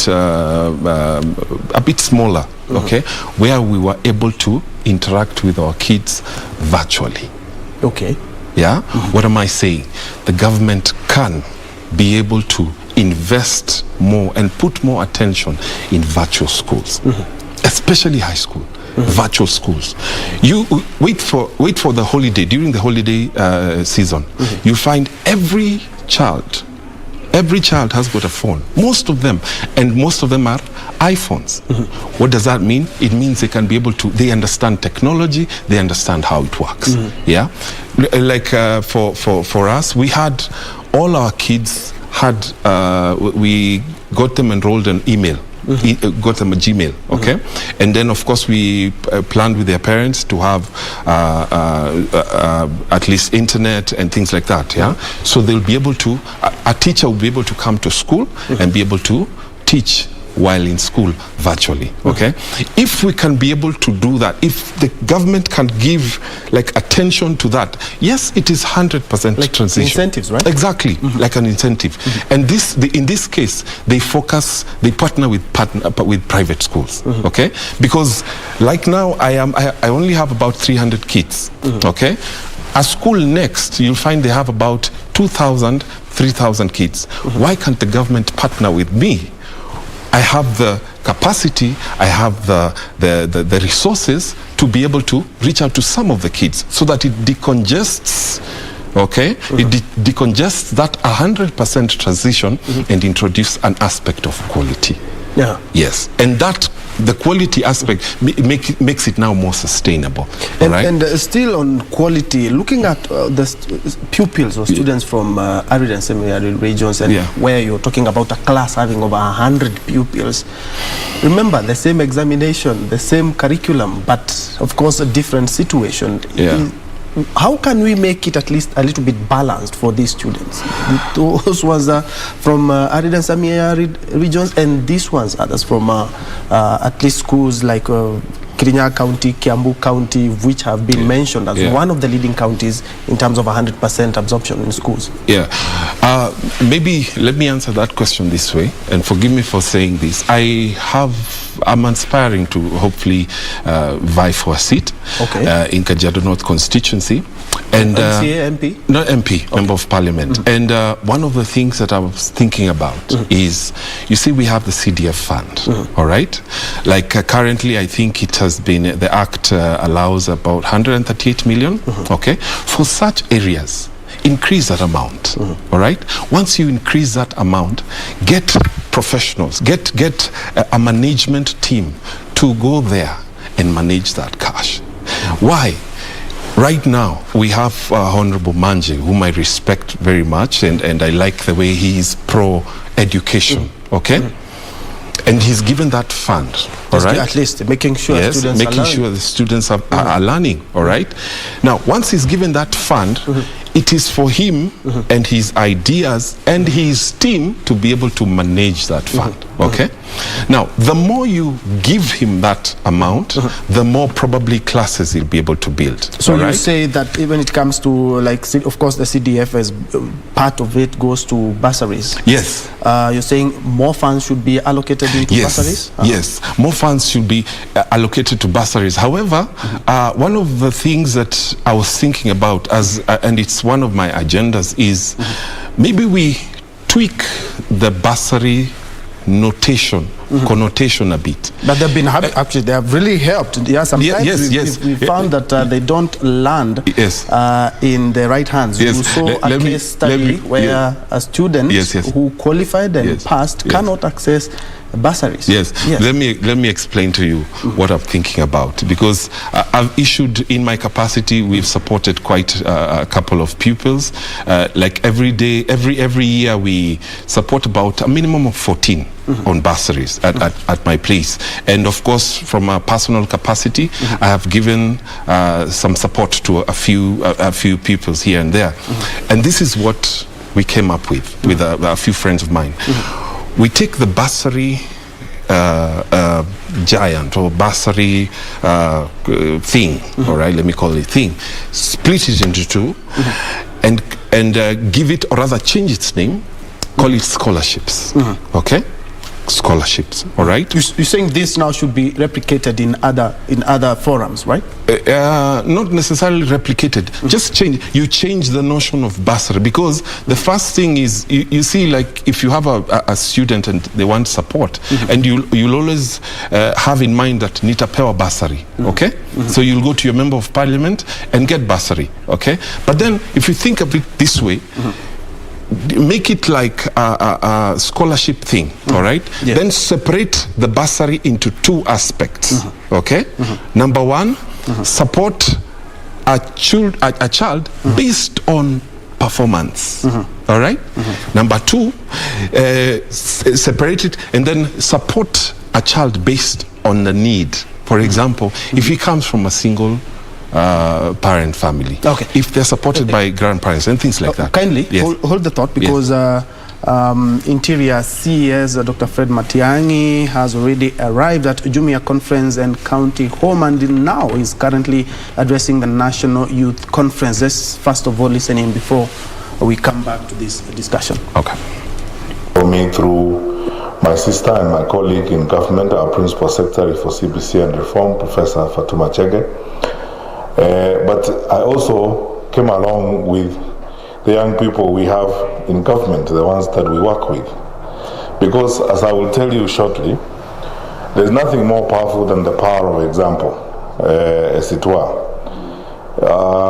It's true that in certain cases in our society, young people give up.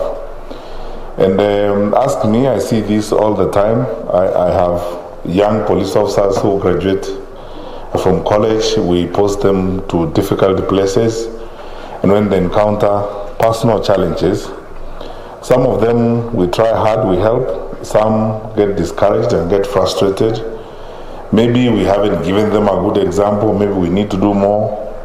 But I am grateful to His Excellency our President, because he decided that the message about youth participation in government is not going to be theoretical, he's going to make it practical. For the first time since independence, the last time we had young people in government, the likes of Dr. Julius Gikonyo Kiano, Stanley Matiba, at the beginning of this country. The president changed tune and brought young people to government so that we work with them, mentor them, so that we prepare ministers for tomorrow. And I brought 3 of them with me here so that you can see these people. Each one of them, and there are quite a number of people, I love them all and I love working with them. They're very energetic, they have good ideas, and always available to get some stuff done, which is the spirit of youth that we all really admire. So before I say something with your kind indulgence, I'll just donate 6 of my minutes so that I allow the 3 of them to take 2 minutes each to speak to you. I'm accompanied by Zach Kinuthia, who's going to be the first one to speak, our Assistant Minister for Sports and Culture, and I'll invite him to come over and greet you and say something to you young people who are here. After that, I'll invite my sister, my younger sister, who has become a poster child of successful youth participation in government, our very own Assistant Minister for Health, Dr. Mercy Mwangangi, who's here. And I'll finish by introducing our other Assistant Minister for Trade, Mr. David Osianya, the tomboy of this day, you know, young people who are in government, articulate, energetic, serving their country. And I'm doing this so that you can see, one, that the president doesn't talk about it, he does it. Two, that it can actually happen. And we are all together. There is nothing like youth cannot do it. They can do it. They are doing it. Zach.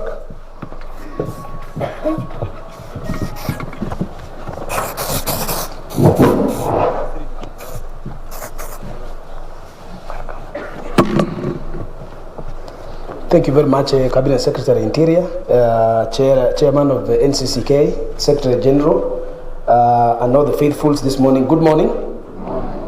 God is good, and all the time.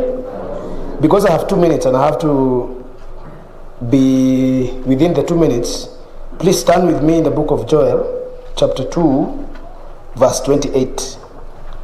By the way, in my earlier life, I was an evangelist specializing in exorcism. Joel chapter 2, verse 28.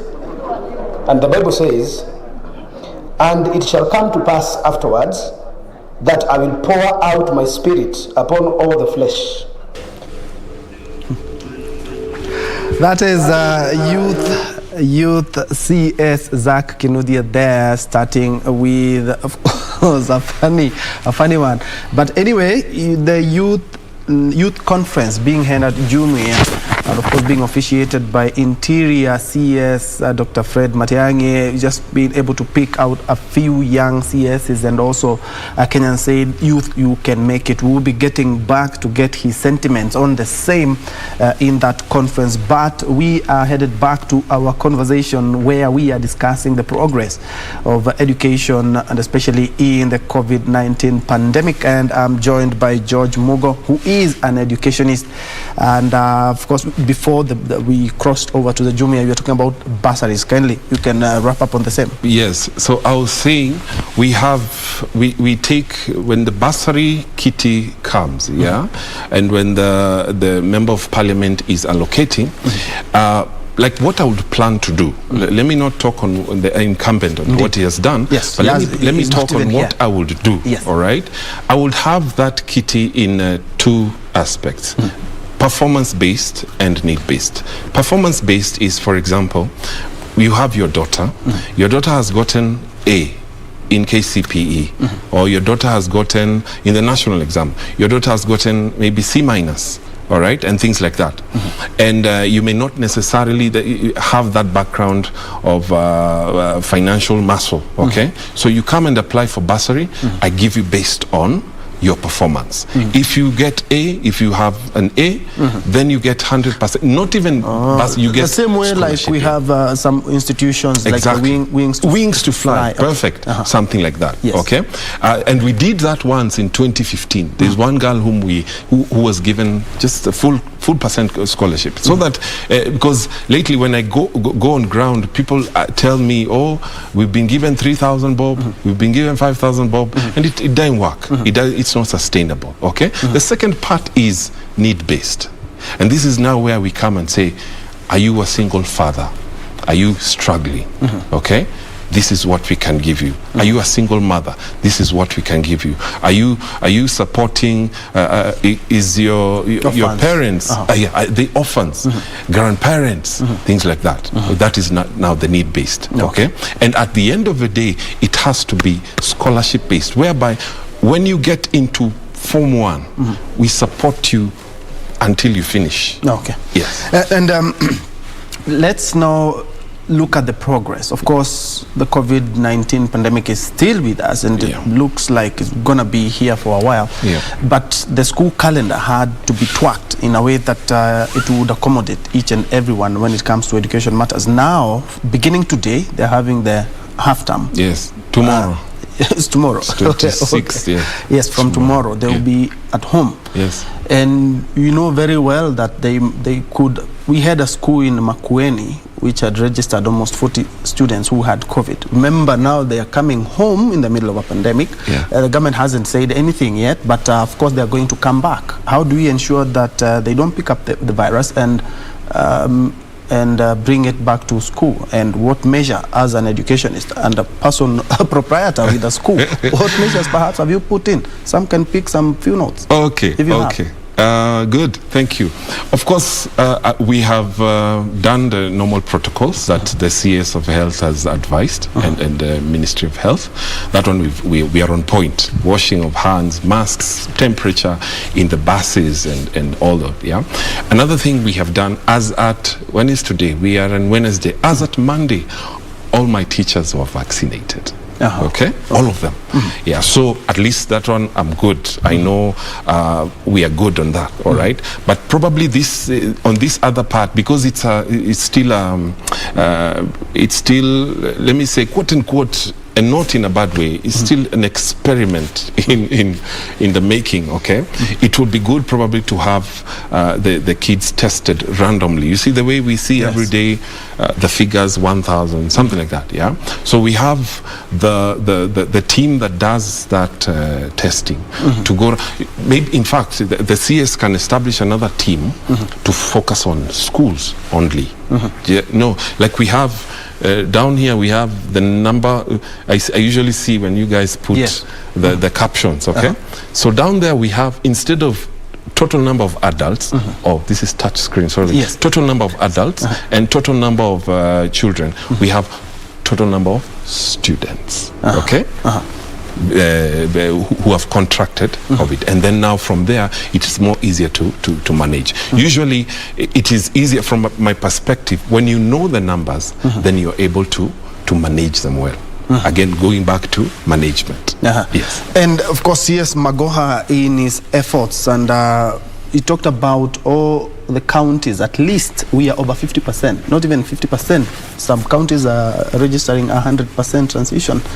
And there are challenges. Should we perhaps divert more resources to counties, mostly the ASL, as he has mentioned? Yes. Let me answer that in two parts. Yeah. Yes, we should, and yes, we can. Okay, divert. But then, how are those funds being used? All right. Now, let's go on ground. Let's just do a simulation and go on ground. I'm an electrical engineer by profession, and I graduated from Moy University, then took a master's at Daystar University, though I have not defended yet. I did it in mass communication. And one of the experiences that I had when I was still growing my career is, like, for example, I worked as an engineer for about 5 years, okay? And there was once we went to the airport, and we were given, I used to work for a telecommunication company, all right? And we were given a project by Safaricom to install this, they're called masts. Telecommunication masts, okay? Now, those masts have got equipment. Those equipment, that equipment must be housed, okay? So our work was to go and prefabricate houses to house the equipment, okay? So taking from the same technology, they're called modular houses, all right? Modular buildings, all right? So go on ground for you to have that, so that when CS Magoha says we have 100% transition, yes, we go on ground, we see the transition, all right? We don't go to ground and see pupils. You saw Afghanistan the other day, when American left Afghanistan, and you saw the airport.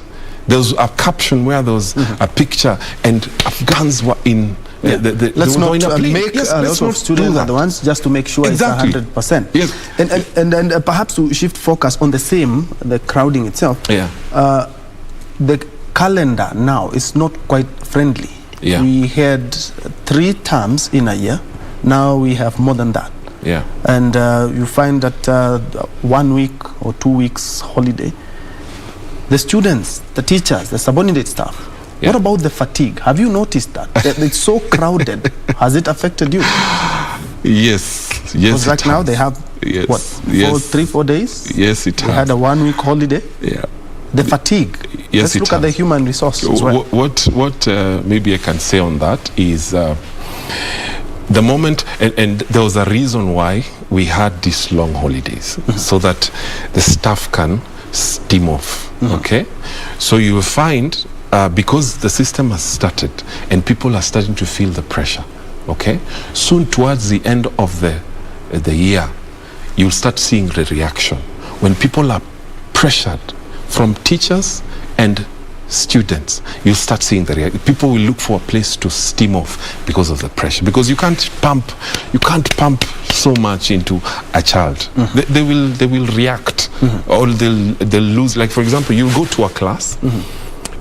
We have just finished the first term, the first half of the term. Now we are getting into the second half. All right. Towards the end, you go to class in the afternoon, and you look and observe and see nobody's paying attention. The teacher is just teaching. Yes. All right. That's a negative recall. All right. However, we have to. I don't know what exactly will come out of it, because Magoha and his team, I think they were doing a simulation, and it may not have necessarily been critically looked at, on the impact, the negative impact that it will. And then now we have COVID, so combine the pressure, it's called the congestion in class, pressure of the term, then put COVID. Disaster. However, there's a solution. Yes. It's not that we know, as engineers, we are taught you have to come up with solutions. Yes, indeed. And there are some schools actually who have mental health classes, doctors. Yes. So this is my proposal and my opinion. Of course, number one, I mentioned it. Embrace virtual schools. All right. Like, for example, these upper classes, class 6, grade 6, 7, and 8, and even the high schools, all right? When they go home, they can be extended. Their term can be extended, at home. But it's extended virtually for those who are able to, okay? And it may not be implemented right now, but it's something that can be looked at in the future. 2, partner with private schools. If you do that, bring partners, private school stakeholders, sit down, say, guys, we have a problem. How do we sort it out? All right? What is your opinion? Because private schools, as we speak, have capacity. They have capacity to decongest. They have capacity. Better infrastructure. Yes, and better infrastructure. They have capacity to implement the virtual classes. All right? They have that capacity. So we sit down and say, tell the CS Treasury, to allocate, or Parliament, to allocate, and now that it's in that context, to allocate a certain fund for private schools. Okay, a couple of them closed. If those private schools did not close, some of those pupils around there would have been absorbed. You get? Yes. So get Parliament to sit down and say, we have a crisis here. How do we sort it out? Let's allocate 10 billion for private schools. Now, how they will manage it? Of course, they sit down with stakeholders because they are educated. They know what they are doing. Okay, they're private school. I'm an engineer, so private school stakeholders they're chap. They're sharp. They know what they're doing. Okay. Allow them to access those funds. Let them expand their schools, and let the government absorb. We have this code called NEMIS. You know how it works. You've heard of it. Yes. All right. You know how it works. Yeah. So we log in every child who comes to school. We admit, we log them into the NEMIS system. Okay. Once we log them in, from a private perspective, they may not be able to have much impact, but in the public aspect or sector, there is much impact. Why? Because they are able to allocate funds. They know maybe Olekasasi or Kangemi Primary School or Turkana High School has got this number of people, okay, this number of pupils. So when they are allocating funds, they'll know we are sending funds to this number of pupils. That way, things will be able to run more. We've talked about virtual learning, and of course, a lot of schools and universities, for that matter, have embraced it. Now we have CBC, which is more hands-on than the 844 system that we had, and now we are in the middle of a pandemic. What can you say in regards to the CBC curriculum and the COVID-19, now that we have to embrace technology and do things virtually, and we need things hands-on? You've also done thesis, so you know very well a lot is hands-on as opposed to virtual learning. Without compromising the quality of education. Now, the guys who implemented the spirit of CBC, let me put it that way. The spirit of CBC had a good, or has a good heartbeat to it, all right? Why? Because, like, for example, when I was in primary school, I did home science, I did music, I did all those things. Right now, actually, I have a studio. I've invested a little bit in the entertainment industry, and that originated from the things that I learned when I was in primary school. So the spirit of CBC is good. Okay. However, I wouldn't have much per se to say on the relationship. I would want to continue supporting the government in what they're doing, but right now we look, because it's a vision that team had, okay, the education team that came up with that, it's a vision that they had, but we sit down and see how can we best implement it, okay, without compromising any challenges, including CBC, including COVID and the likes. Of course, we are running out of time, but kindly touch on education amidst the COVID pandemic and ensuring that we do not overload our students, our teachers, and even our systems. Say that again. The COVID-19 pandemic, the education, the future of education. Right now we are in the middle of a pandemic. What more could we be doing, or what else shall we do to ensure that we do not overload even our students, our teachers as well? You've talked about you make sure that at least yours have been vaccinated in the middle of a pandemic.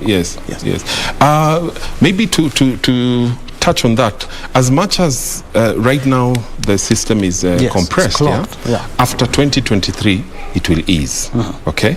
But between now and then, we need to look for mitigating factors that can be able to help. All right. So ideally, I would want to probably advise the stakeholders of the education industry to be able to just work with the government. Work with the government, do what they can be able to do in their capacity, but take that question to Parliament. All right, and now that I'm hoping to be a parliamentarian soon, hopefully in 2022, take that challenge to Parliament, because they're still sitting. Okay, we have emergency funding and things like that, because it's all about money. Put more money, sort things out. And then above all, besides putting more money, ensure you have managers. Good managers. Separate core business of education and operations. I like the way you put that point that, you know, a lot of private schools were shut down because of the COVID-19, and government channeling funds to those schools could help even other students from other schools. But there is accountability issue. Perhaps you can touch on that as we wind up. Accountability issue. These days it's very easy, my brother. And of course, you've also touched something on Parliament. But you know, anything on Parliament has to drag on. Let me take you for a virtual journey. Go to the game, Karen. All right. Karen, you see Karen? There's a building there called The Game, all right? I hope I'm not advertising. But go there, then ground floor, basement, ground floor, you'll find a supermarket. They sell this, they're called what? These sporting things. Sports apparel. Yes. When you go to that supermarket, no cash is transacted. You either do M-Pesa or you do what? Card. You swipe. all right? Or you can do bank transfer, but that's a long shot. But the point is they've removed cash, hard cash from the system, and it's working, all right? So the way you've said, how do you manage? Remove the hard cash. Right now, everything is digital, okay? Like, for example, we do our systems digitally, all right? We have a board of management, okay?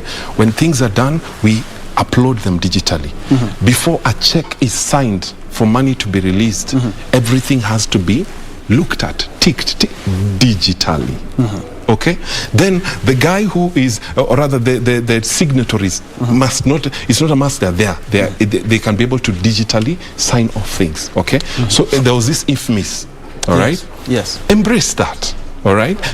Private schools have got their own systems which are working, but now put them in, replicate the same in public schools. That way things will work. Indeed. Yeah. Indeed, but we now unfortunately are out of time. Yes. Thank you so much for making time. We are looking at the progress of learning in institutions in the midst of a COVID-19 pandemic. We are welcoming our kids for the half term, and of course challenges there. Magoha talking about 100% transition, but as well as quality education. Thank you so much for watching. I'm Njue. I have been with an educationist here, Mr. George Mogo, and now we are going back to the Jumia, where Interior Cabinet Secretary Dr. Fred Matiang'i is hosting the youth conference. Thank you so much for watching. The greatness of our country, and then as I begin my remarks, GS, one reason why I believe that we are going to have a peaceful and successful election is because I worship the living God. And the Lord loves this country so much. And God has seen us through a lot of challenges. I believe He will see us through this and will cross this bridge of an election very successfully.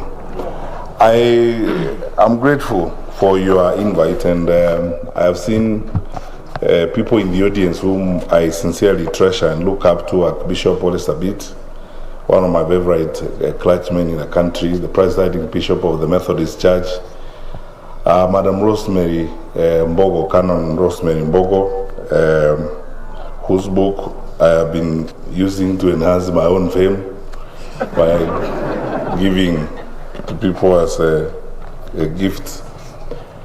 And quite a number of you wonderful people. So we feel that we are within family, even as we speak this morning. GS, you asked me specifically to address our preparations for the next general elections, what we are doing in the country to secure our nation, even as we go forward. And I was advised by my heads of security agencies when I came to the Ministry of Interior that every time I get a public opportunity to speak as the Minister in charge of national security, I need to start first of all by this word of assurance. Our country is safe and secure. We have the little challenges which we have to deal with. As you know, we are tracking down some small terrorist cell in Mombasa, in the coastal region of our country. We have been working hard on that. I think we caught almost everyone we think was involved in that, and our operation continues very well, successfully. And we are focusing our eyes on the card rustling in Laikipia. I have an operation going on there, and our heads of agencies told me this morning that we are making great success, and I'll be out there next week with our colleagues to be sure that the citizens and investors who live in that part of our country can go on to enjoy their property and their wealth undisturbed. So save for some of those that we call normal incidents, our country is safe and sound, and we thank the Lord for it. And we are all preparing, going by the constitutional timetable for the next general election. I am certified that this time around we're even better prepared than we were in the past, because we also have learned. And also we have cases such as, the phenomenal work that is being done by the faith-based organizations in our country. I've had opportunity in the last 2 years, my colleague Mutai Kawe and myself, to work with the Interfaith Council, which brings together representation of religious leadership in the country on the war against COVID. And COVID remains one of the greatest challenges we are dealing with, not just in Kenya, but across the globe. But I can tell you for a fact that we should thank the Lord even more, because we have fared better than many. We've suffered losses. We have lost people. I hardly know anyone who has not lost a loved one in the course of this very frustrating time. We have lost leaders. We have lost people in the security sector. I have lost over 10 chiefs in the country to COVID, which means that we have been affected in the security sector. We have lost educators. We have lost some of our very well-trained men and women. And as I said, we have lost spiritual leaders to COVID-19. So it's true, as my sister Mercy and her colleagues will tell you, the challenge we face is real. But the threat is here, and we cannot slacken. Let's do whatever we can do and follow what we have been told to do by our colleagues in the health sector. In addition to washing hands and sanitizing and keeping social distance, when government takes a decision about public gatherings and public meetings, I want to tell you this with all sincerity as a public servant. It is a painful decision that we have had to make. You know, we are Africans. You know how we mourn in Africa and how we do our ceremonies to bid farewell to our loved ones when they depart from us. To get to a point where you even have to think about reducing the number of people who are going to funerals, it's the most painful and untidy thing to do. There is no government anywhere on earth that would like to do this. There's nothing we do with pleasure in this situation. And I can tell you, my brothers and sisters, for the over 4 years I have been at the Ministry of Interior, the containment of COVID-19 has been one of the most challenging experiences. You know, putting police officers on roadblocks for 24 hours, running 3 shifts of police officers and organizing how they are going to eat. And sometimes hanging out and looking at how those men and women are frustrated, trying to make us, adhere to basic things. They're just telling us, please stay alive. They love us so much that they are willing to stake out their own lives. You know, I've gone to roadblocks in Muru here during the night. You know the biting cold in Nironi and all these places, and you see those police officers. We've spent everything, buying coats for them, supplying tea at night. It's been a very challenging experience. And when we say the things we do, I ask you with all sincerity, my brothers and sisters, let's not politicize these things. They have nothing to do with politics. I mean, in any case, by the way, if you were to go down the list of those that we have lost to COVID, they do not belong to one or the other party. They do not belong to one or the other tribe. We have all lost. This challenge we face knows no creed, no age, no tribe, no generation, nothing. It affects all of us equally. So by restraining ourselves, we save someone. By disciplining yourself, you save someone else's life. I don't think my colleague Mutai Kawe and Mercy and all these people are having fun, standing up there every day telling us how many people have died and so on. It is very frustrating. All of us have lost people. As I stand before you this morning, I have lost my cousin last night to COVID. And this happens to all of us. Please, I beg you, please, let us take this message everywhere in the country. This danger is real. Of course, we are beginning, probably by next week, going by what Mercy and the others tell us, because now we have received an increased number of vaccines. We may now get to a point where we will start mass vaccination, because we are now getting an increased number of vaccines. And we are going to use all the outlets. The Ministry of Health has laid out a good plan. We will work with them through our national government administration officials, through the police, and of course the church as a critical actor. We will probably before the end of the week have a meeting with the Interfaith Council to agree on now how we'll use the church networks to do this through the hospitals and health facilities that are managed by the churches, so that we can get as many of our people vaccinated as possible. Please let us not look at this from any other perspective except that we have a challenge, a health challenge in the country and in the globe that we now must confront all of us.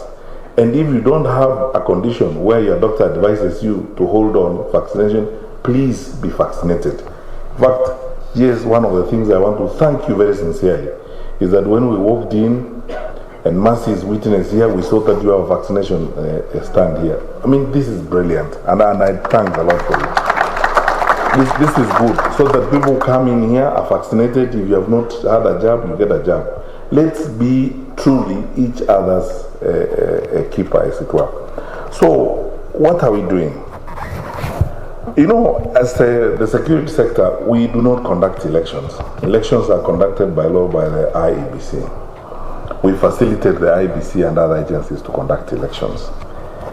We are hoping that through IEBC's programs and continuous voter registration, we probably will have the largest possible number of young people participating in the next general election. And if you may allow me, Jess, I think the next general election, 2022, we will have, I think, will probably be the most important election we've ever had since independence. It's going to be more important than any election we've had. Why? We're going to have huge numbers of young people participating in this election. And then secondly, it's going to be probably a serious transition, as it were. We're going to make many decisions that will determine whether our country is going to continue on the forward trajectory, or if we are tempted otherwise and make mistakes, we could lose the moment. But that is not for today. For today is to tell you that the great country that we have, we look forward to having a preservation of the greatness of our country by having a peaceful transition. And our aspirations as your leaders in the security sector is that we have a peaceful election. And how do we describe it? Or what do we call a peaceful election? We would like to have an election where not a single bullet is shot, not a single Mwananchi is hurt, no one is displaced, and everyone who is able to participate in the electoral process participates peacefully and takes a decision in the governance and the management of our country, so that the real will of the people of Kenya is realized and is understood. Can we achieve this? Absolutely. And how can we achieve this? Simple, by staying on the peace path. And our advice to Wananchi has been, peace starts with me. It starts with me, first of all. It starts with you, with what you do yourself as an individual. No one will bring peace to you if you want to disrupt peace. So first of all of us, and that's why I am so grateful to the church. Over the years, the church has been our foremost and strongest partner in peace building in our country. And we can see this time again, we're working together with the church through our peace building efforts to bring communities together. We have advised our administrators that we would like a different approach this time around. And I'm shortly going to announce something which has even most impressed me about this meeting. That we want our administrators across the country, from assistant chiefs all the way to regional commissioners, to now begin working with community-based leadership groups.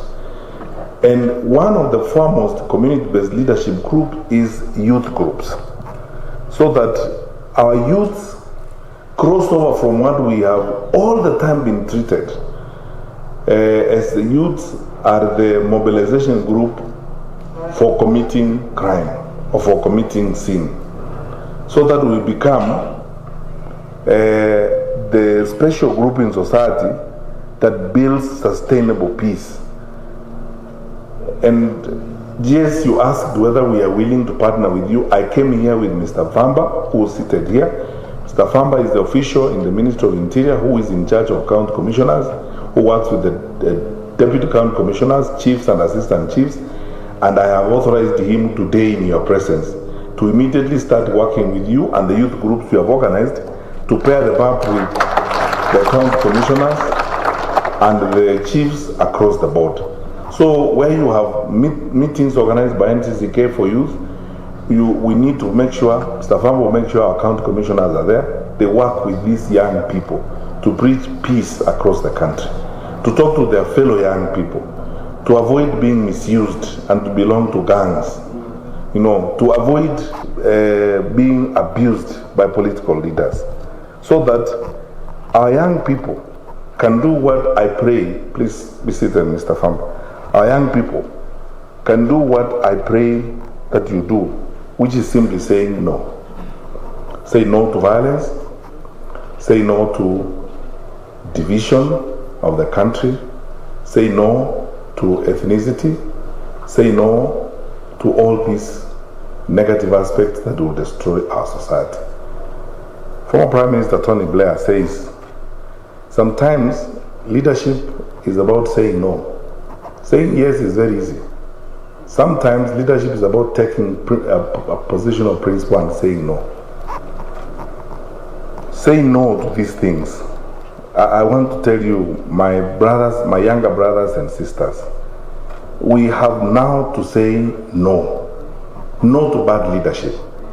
It is within us. We have the capacity. Let me tell you, and I am fairly traveled, not as much as I would like to, but I'm fairly traveled in and out of this country.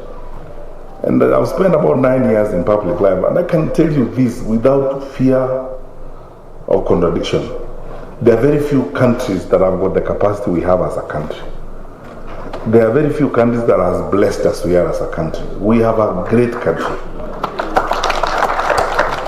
And every time, in every ministry of government I've worked in the last 9 years, I have proved that it is possible to do the right thing in this country, and it's possible to move forward. You have plenty of people who want to move forward and do the right thing. I'm reminded of the words of a great singer who says, God is looking for a few good men. God is not looking for orators to talk him away. God does not need an army to guarantee him a win. God needs a few good men. And this country has got more than a few good men who are willing to move it to the next level. My younger brothers and sisters, say no this time round, and we will have a peaceful election. Say no to all these things. Look, right here this morning, you have just looked at a sample of young people, brilliant, smart young people, who have been given an opportunity to serve their country. The president did not go to look for them from a particular village or a particular tribe or a particular religion. Just said he wants a few young people. Does it matter to you where Massimo Wangari comes from? No. She is your brilliant assistant minister for health, discharging her duties. Does it matter to you where Zach Kinuthia comes from? Young person full of energy, just fresh from Tokyo, Assistant Minister for Sports and Culture, leading the way and contributing to the service of the country. Doesn't matter to you where Oceani comes from. Young people who have been given an opportunity to provide service to our country. How is it that we allow political leaders to tell us anything else? We are not anything else except strong, blessed, talented Kenyan people who are willing to move this country to the next level. So please say no to these things. And if you say no to violence, you say no to misuse, you say no to all these abuses, we will have peaceful elections. Peace starts with me. You cannot organize goons and hope that your opponent will not organize goons. You cannot, insult people and hope that the other one will not insult you. It takes two to tango. That's what happens. So for us, for those of us who care so much for this country, and I believe we are in the majority, we must learn to say no. And that's what I'm asking you young people to do, to say no to this so that we can move our great country forward. And every time, one day, yes, I'll get an opportunity to have a fireside meeting with young people in the church and tell them the journey of my life. Everywhere I've gone, people tell me it cannot be done. members of politicians told me in 2016 when I was as Minister of Education, that examination cheating is an industry and it cannot end in the country. Then I said, let's try. And then there's nobody who came from anywhere. All those people who worked with are Kenyans. And they are here. That tells you in Kenya, we actually can do it. If we are determined to move forward, we can do it. So let us not listen to things that are not realistic, are not true. And I want to pray that you, my brothers and sisters in the faith, if there was a time to stand up for the Lord and stand up for this country, that time is now. And stand by the truth. Even if you are alone, call sin by its name. Let's move this country to the next level. So many of the things you hear are not truthful. I honestly think, and if you want me to be frank with you as a public officer, our problems are not what I hear being described by people from yellowing pages of international development jargon in the 80s and 70s, cliches and so on. Our problems are very simple and straightforward, and everyone knows them. Number one, endemic corruption in this country. Number two, middlemanism, the cartels that have colonized the management of public service, so that our public service is so politicized that sometimes merit and everything else is shunted aside. Mediocrity is the way of life. And because of that, we spend time pretending that we are looking at regional representation, when in actual fact, we are protecting mediocrity. And these cartels are everywhere. Everywhere I have been as a minister, I have confronted these people. I ask them one question: why can't we do this differently? And they give you the answer, which I could describe in a different adjective if I was not in a church setup. They tell you, this is how we have always done it. But it hasn't worked. The way you have done it, it hasn't worked. Let's do it differently. I want to ask you, young people, as a believer, dare to be a Daniel. We used to sing that song. Dare to be a Daniel. Dare to be somebody who believes that things can be done and who wants to live differently. Don't be carried away by all this empty sloganeering going on around and then so on. Our country is great. And I keep telling people, Kenyans, we are better than this. We are much, much better than this. Yeah, we are a great country. We can't be reduced to all these challenges that you see people are reducing us to. We have a great future, and let's all come together and build that future.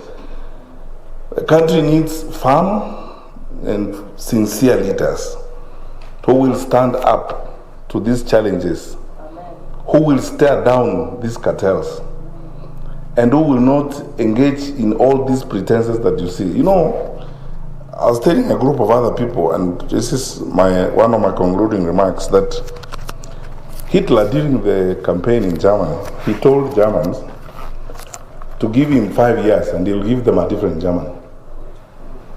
He actually gave them a different German because he slaughtered the Jews, gas chambers and so on. He gave them a different German. But he moved around, sweeping the country, taking advantage of the poverty, weaponizing the poverty of the people, and then now using it as a platform, and then sweeping himself to power. And then from there, everything else is left to history. Let's not fall into traps set for us by things that are not true and are not realistic. We have a wonderful country, and God has been kind and gracious to us and given us ourselves. And the change is not going to come from anywhere. As President Obama says, we are the ones we have been waiting for. So it is us who are going to make that difference. You and me and everybody saying no to some of these things. Speaking like my younger brothers and sisters spoke here. Honestly, how many countries around Africa would you go to and find assistant ministers this sharp? I mean, brilliant young people. I mean, was this Archbishop Elizabeth? How many countries in Africa would you walk to and walk into an assistant minister's office and find someone like Massimo Mwangangi and spinning policy off on top of her mind, forecast, you ask her questions, she has answers for you, and confident at 35 of the future and where we are going as a country. This is Kenya. So we are better than the way we are described, and we are better than the slogans that you hear around. Let us stand up and move forward and support our country. Finally, we have developed an engagement framework as government. We have brought together all institutions in the security sector. We are going to work with the church actively through our NCIC. The chairman, Reverend Kobia, has got some resources from us, support from development partners, and we will work with NCCK. Our peace building program that is led by a gentleman called Mr. Thuku in our ministry, that is funded by partners including the UNDP. We will work directly with you, Mr. Chairman and General Secretary. We will work directly with you. I would like to spend as much time as possible with you because I know who you are to this country. If there are people patriotic and love their country, it's the clergy in our group. We will work with you to ensure that we have a peaceful election as we move forward. We have mapped out the country. Secondly, we have looked at areas where we could have challenges, and we have already embedded groups that are collecting data on a day-to-day basis so that we can monitor activities as they go along. We don't want to be caught sleeping. We want to make sure that our early warning systems are working, and we will collect data in good time and act in good time. We are also now conducting community-based dialogues. We have instructed our senior administrators, the county commissioners particularly, to reach out to community leadership groups, as I said, and work with them. Number 4, we are focusing now on active social groups like the border, and through NTSA, we want to begin building structures that we work directly with Matatu owners, Matatu welfare associations in various areas, and Matatu circles, because they bring together critical role players in reaching out to our population as we go forward. Number 5, we have employed additional staff to hasten the registration of our people. I've been to parts of the country just where I'm told that people have challenges getting ID cards and so on and so forth. We have ramped up. We have employed additional staff to do this. We have also ensured that all our administrative units are completely manned. Where we have lost administrators, like where we lost chiefs, we're going to recruit chiefs to be sure that there will be no sublocation that is unmanned. There will be no location that is unmanned. We have just promoted 6,200 chiefs and assistant chiefs. And for the first time recently, the president has approved that we promote an outstanding number of chiefs to become assistant county commissioners. So over 300 chiefs. Some of these are younger chiefs who have gone back to school through Module 2 and obtained degrees. They have performed very well. We have promoted some of them, 300 of them around the country, to become assistant county commissioners because they have developed capacity to work with communities. And we are going to deploy more resources through our security sector to ensure that we monitor closely any indications of organized crime. The areas where groups have existed before, we are not leaving anything to chance. We are tracking those ones to be sure that organized crime does not take shape. That's why you can see we are very tough, especially in the work that we are doing right now in the coast of our country. We will do all this respecting fully the rights and freedoms of our people as enshrined in the Constitution. We have agreed in the security sector that we want to be the go-to people. Even the ideology of policing the country, we are changing it slowly. I have to be sincere with you. I don't want to come here and speak like a politician and lie and say, you know, everything is rosy and so on. The areas we have challenges, I have to be very honest with you. The areas we have challenges, the transitioning of our policing ideology has presented us with challenges, but slowly but surely we are getting there, moving police from a force to a service. So sometimes we encounter some challenging and frustrating experiences like that happened in Embu recently. And I told the parents of those children and the leaders of that area that as an honest public servant, we will conduct an investigation and we will go the direction the investigations will point us. And that is exactly what has happened. And we will remain true to that as we go forward. This is a democracy. Kenya is a democracy.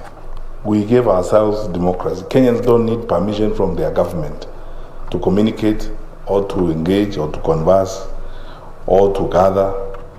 We have given ourselves a constitution that respects freedoms, that respects our rights. But I urge that even as we have those rights, please let us respect our country and our nation. In fact, sort of the challenges we face, like with terrorism, I can tell you, Bishop Sabita and all the religious leaders who are here, our new challenge is in social media and the abuse of the internet. I keep saying I understand when I see governments in Africa closing down the internet. 2 or 3 governments have closed down the internet. One of them has closed down the internet for 6 months and moved on, and they are not prepared to listen to anything. I have assured, and I want to say this again, our government does not think that way. We will not go that direction, because this is a country that espouses freedom. Freedom is our way of life, and we are going to be that way. We long lost the days when things happen differently. Now we are in a democracy. Let's listen to each other. But as we do that, I would like to ask that we respect those freedoms. The abuse of social media in our country is at its unprecedented high. Character assassination, defamation, fake news, vulgar language, insults, and so on. I hope that if we build a coalition of those who respect our freedoms, those who respect that when we have differences, we argue the differences and we try to convince each other and not insult each other, the more we enhance our group, the more likely it is that we will convince those few who want to abuse those freedoms to let our country be. So we will not take some of those actions, but we hope that people will remain responsible. But I hasten to add, because this I must do as a responsible public servant, we are also not going to operate a laissez-faire society, where you can wake up in the morning and do as you please. You can take me very seriously when I say that. We will be firm in the application of the law.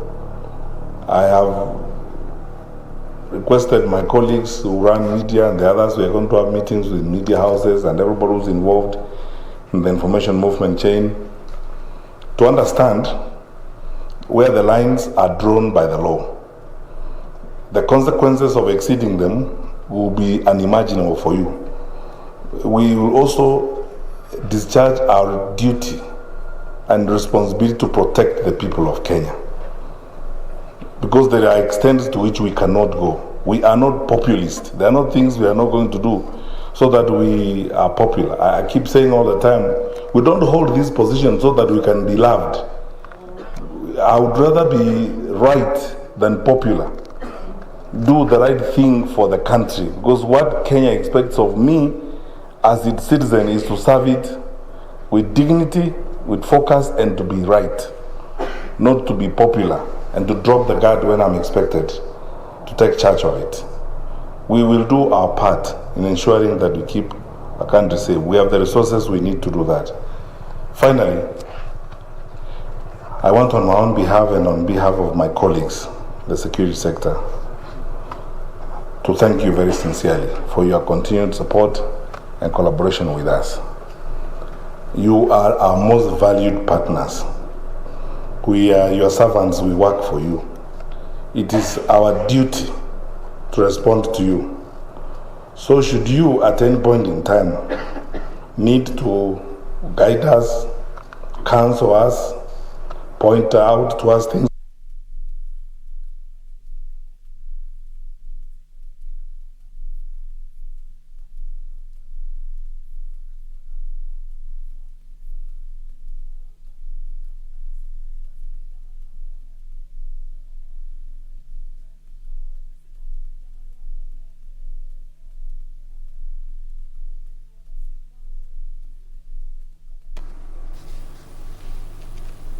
Na mtazamaji utautuwia radhi kwa hitilafu hiyo, lakini hizo ni picha za moja kwa moja kutoka katika eneo la Limuru ambapo waziri wa usalama wa kitaifa Daktari Fred Matiang'i alikuwa anahutubia lile kongamano la vijana ambalo limeandaliwa pale, na bila shaka ameangazia masuala mbalimbali, na cha muhimu kabisa ambacho amezungumza kuhusu ni usalama wa taifa, hususan wakati ambapo tunaelekea katika uchaguzi mkuu mwaka 2022. Waziri Matiang'i akitoa onyo hasa kwa vijana na wawe macho na wawe makini ili kuondokea wale viongozi ambao pengine wangependa kuwachochea wakati ambapo wanaelekea uchaguzi ili wazue ghasia, na hivyo basi amewataka tu Wakenya wadumishe amani na utulivu wakati ambapo tunaingia katika kipindi cha uchaguzi ambacho kitakuwa ni kampeni mara kwa mara kabla uchaguzi wenyewe kukaribia. Na vile vile ameangazia kuhusu magenge ya majambazi ambayo yamekuwa yakisumbua watu tu katika maeneo mbalimbali, na amesema ya kwamba serikali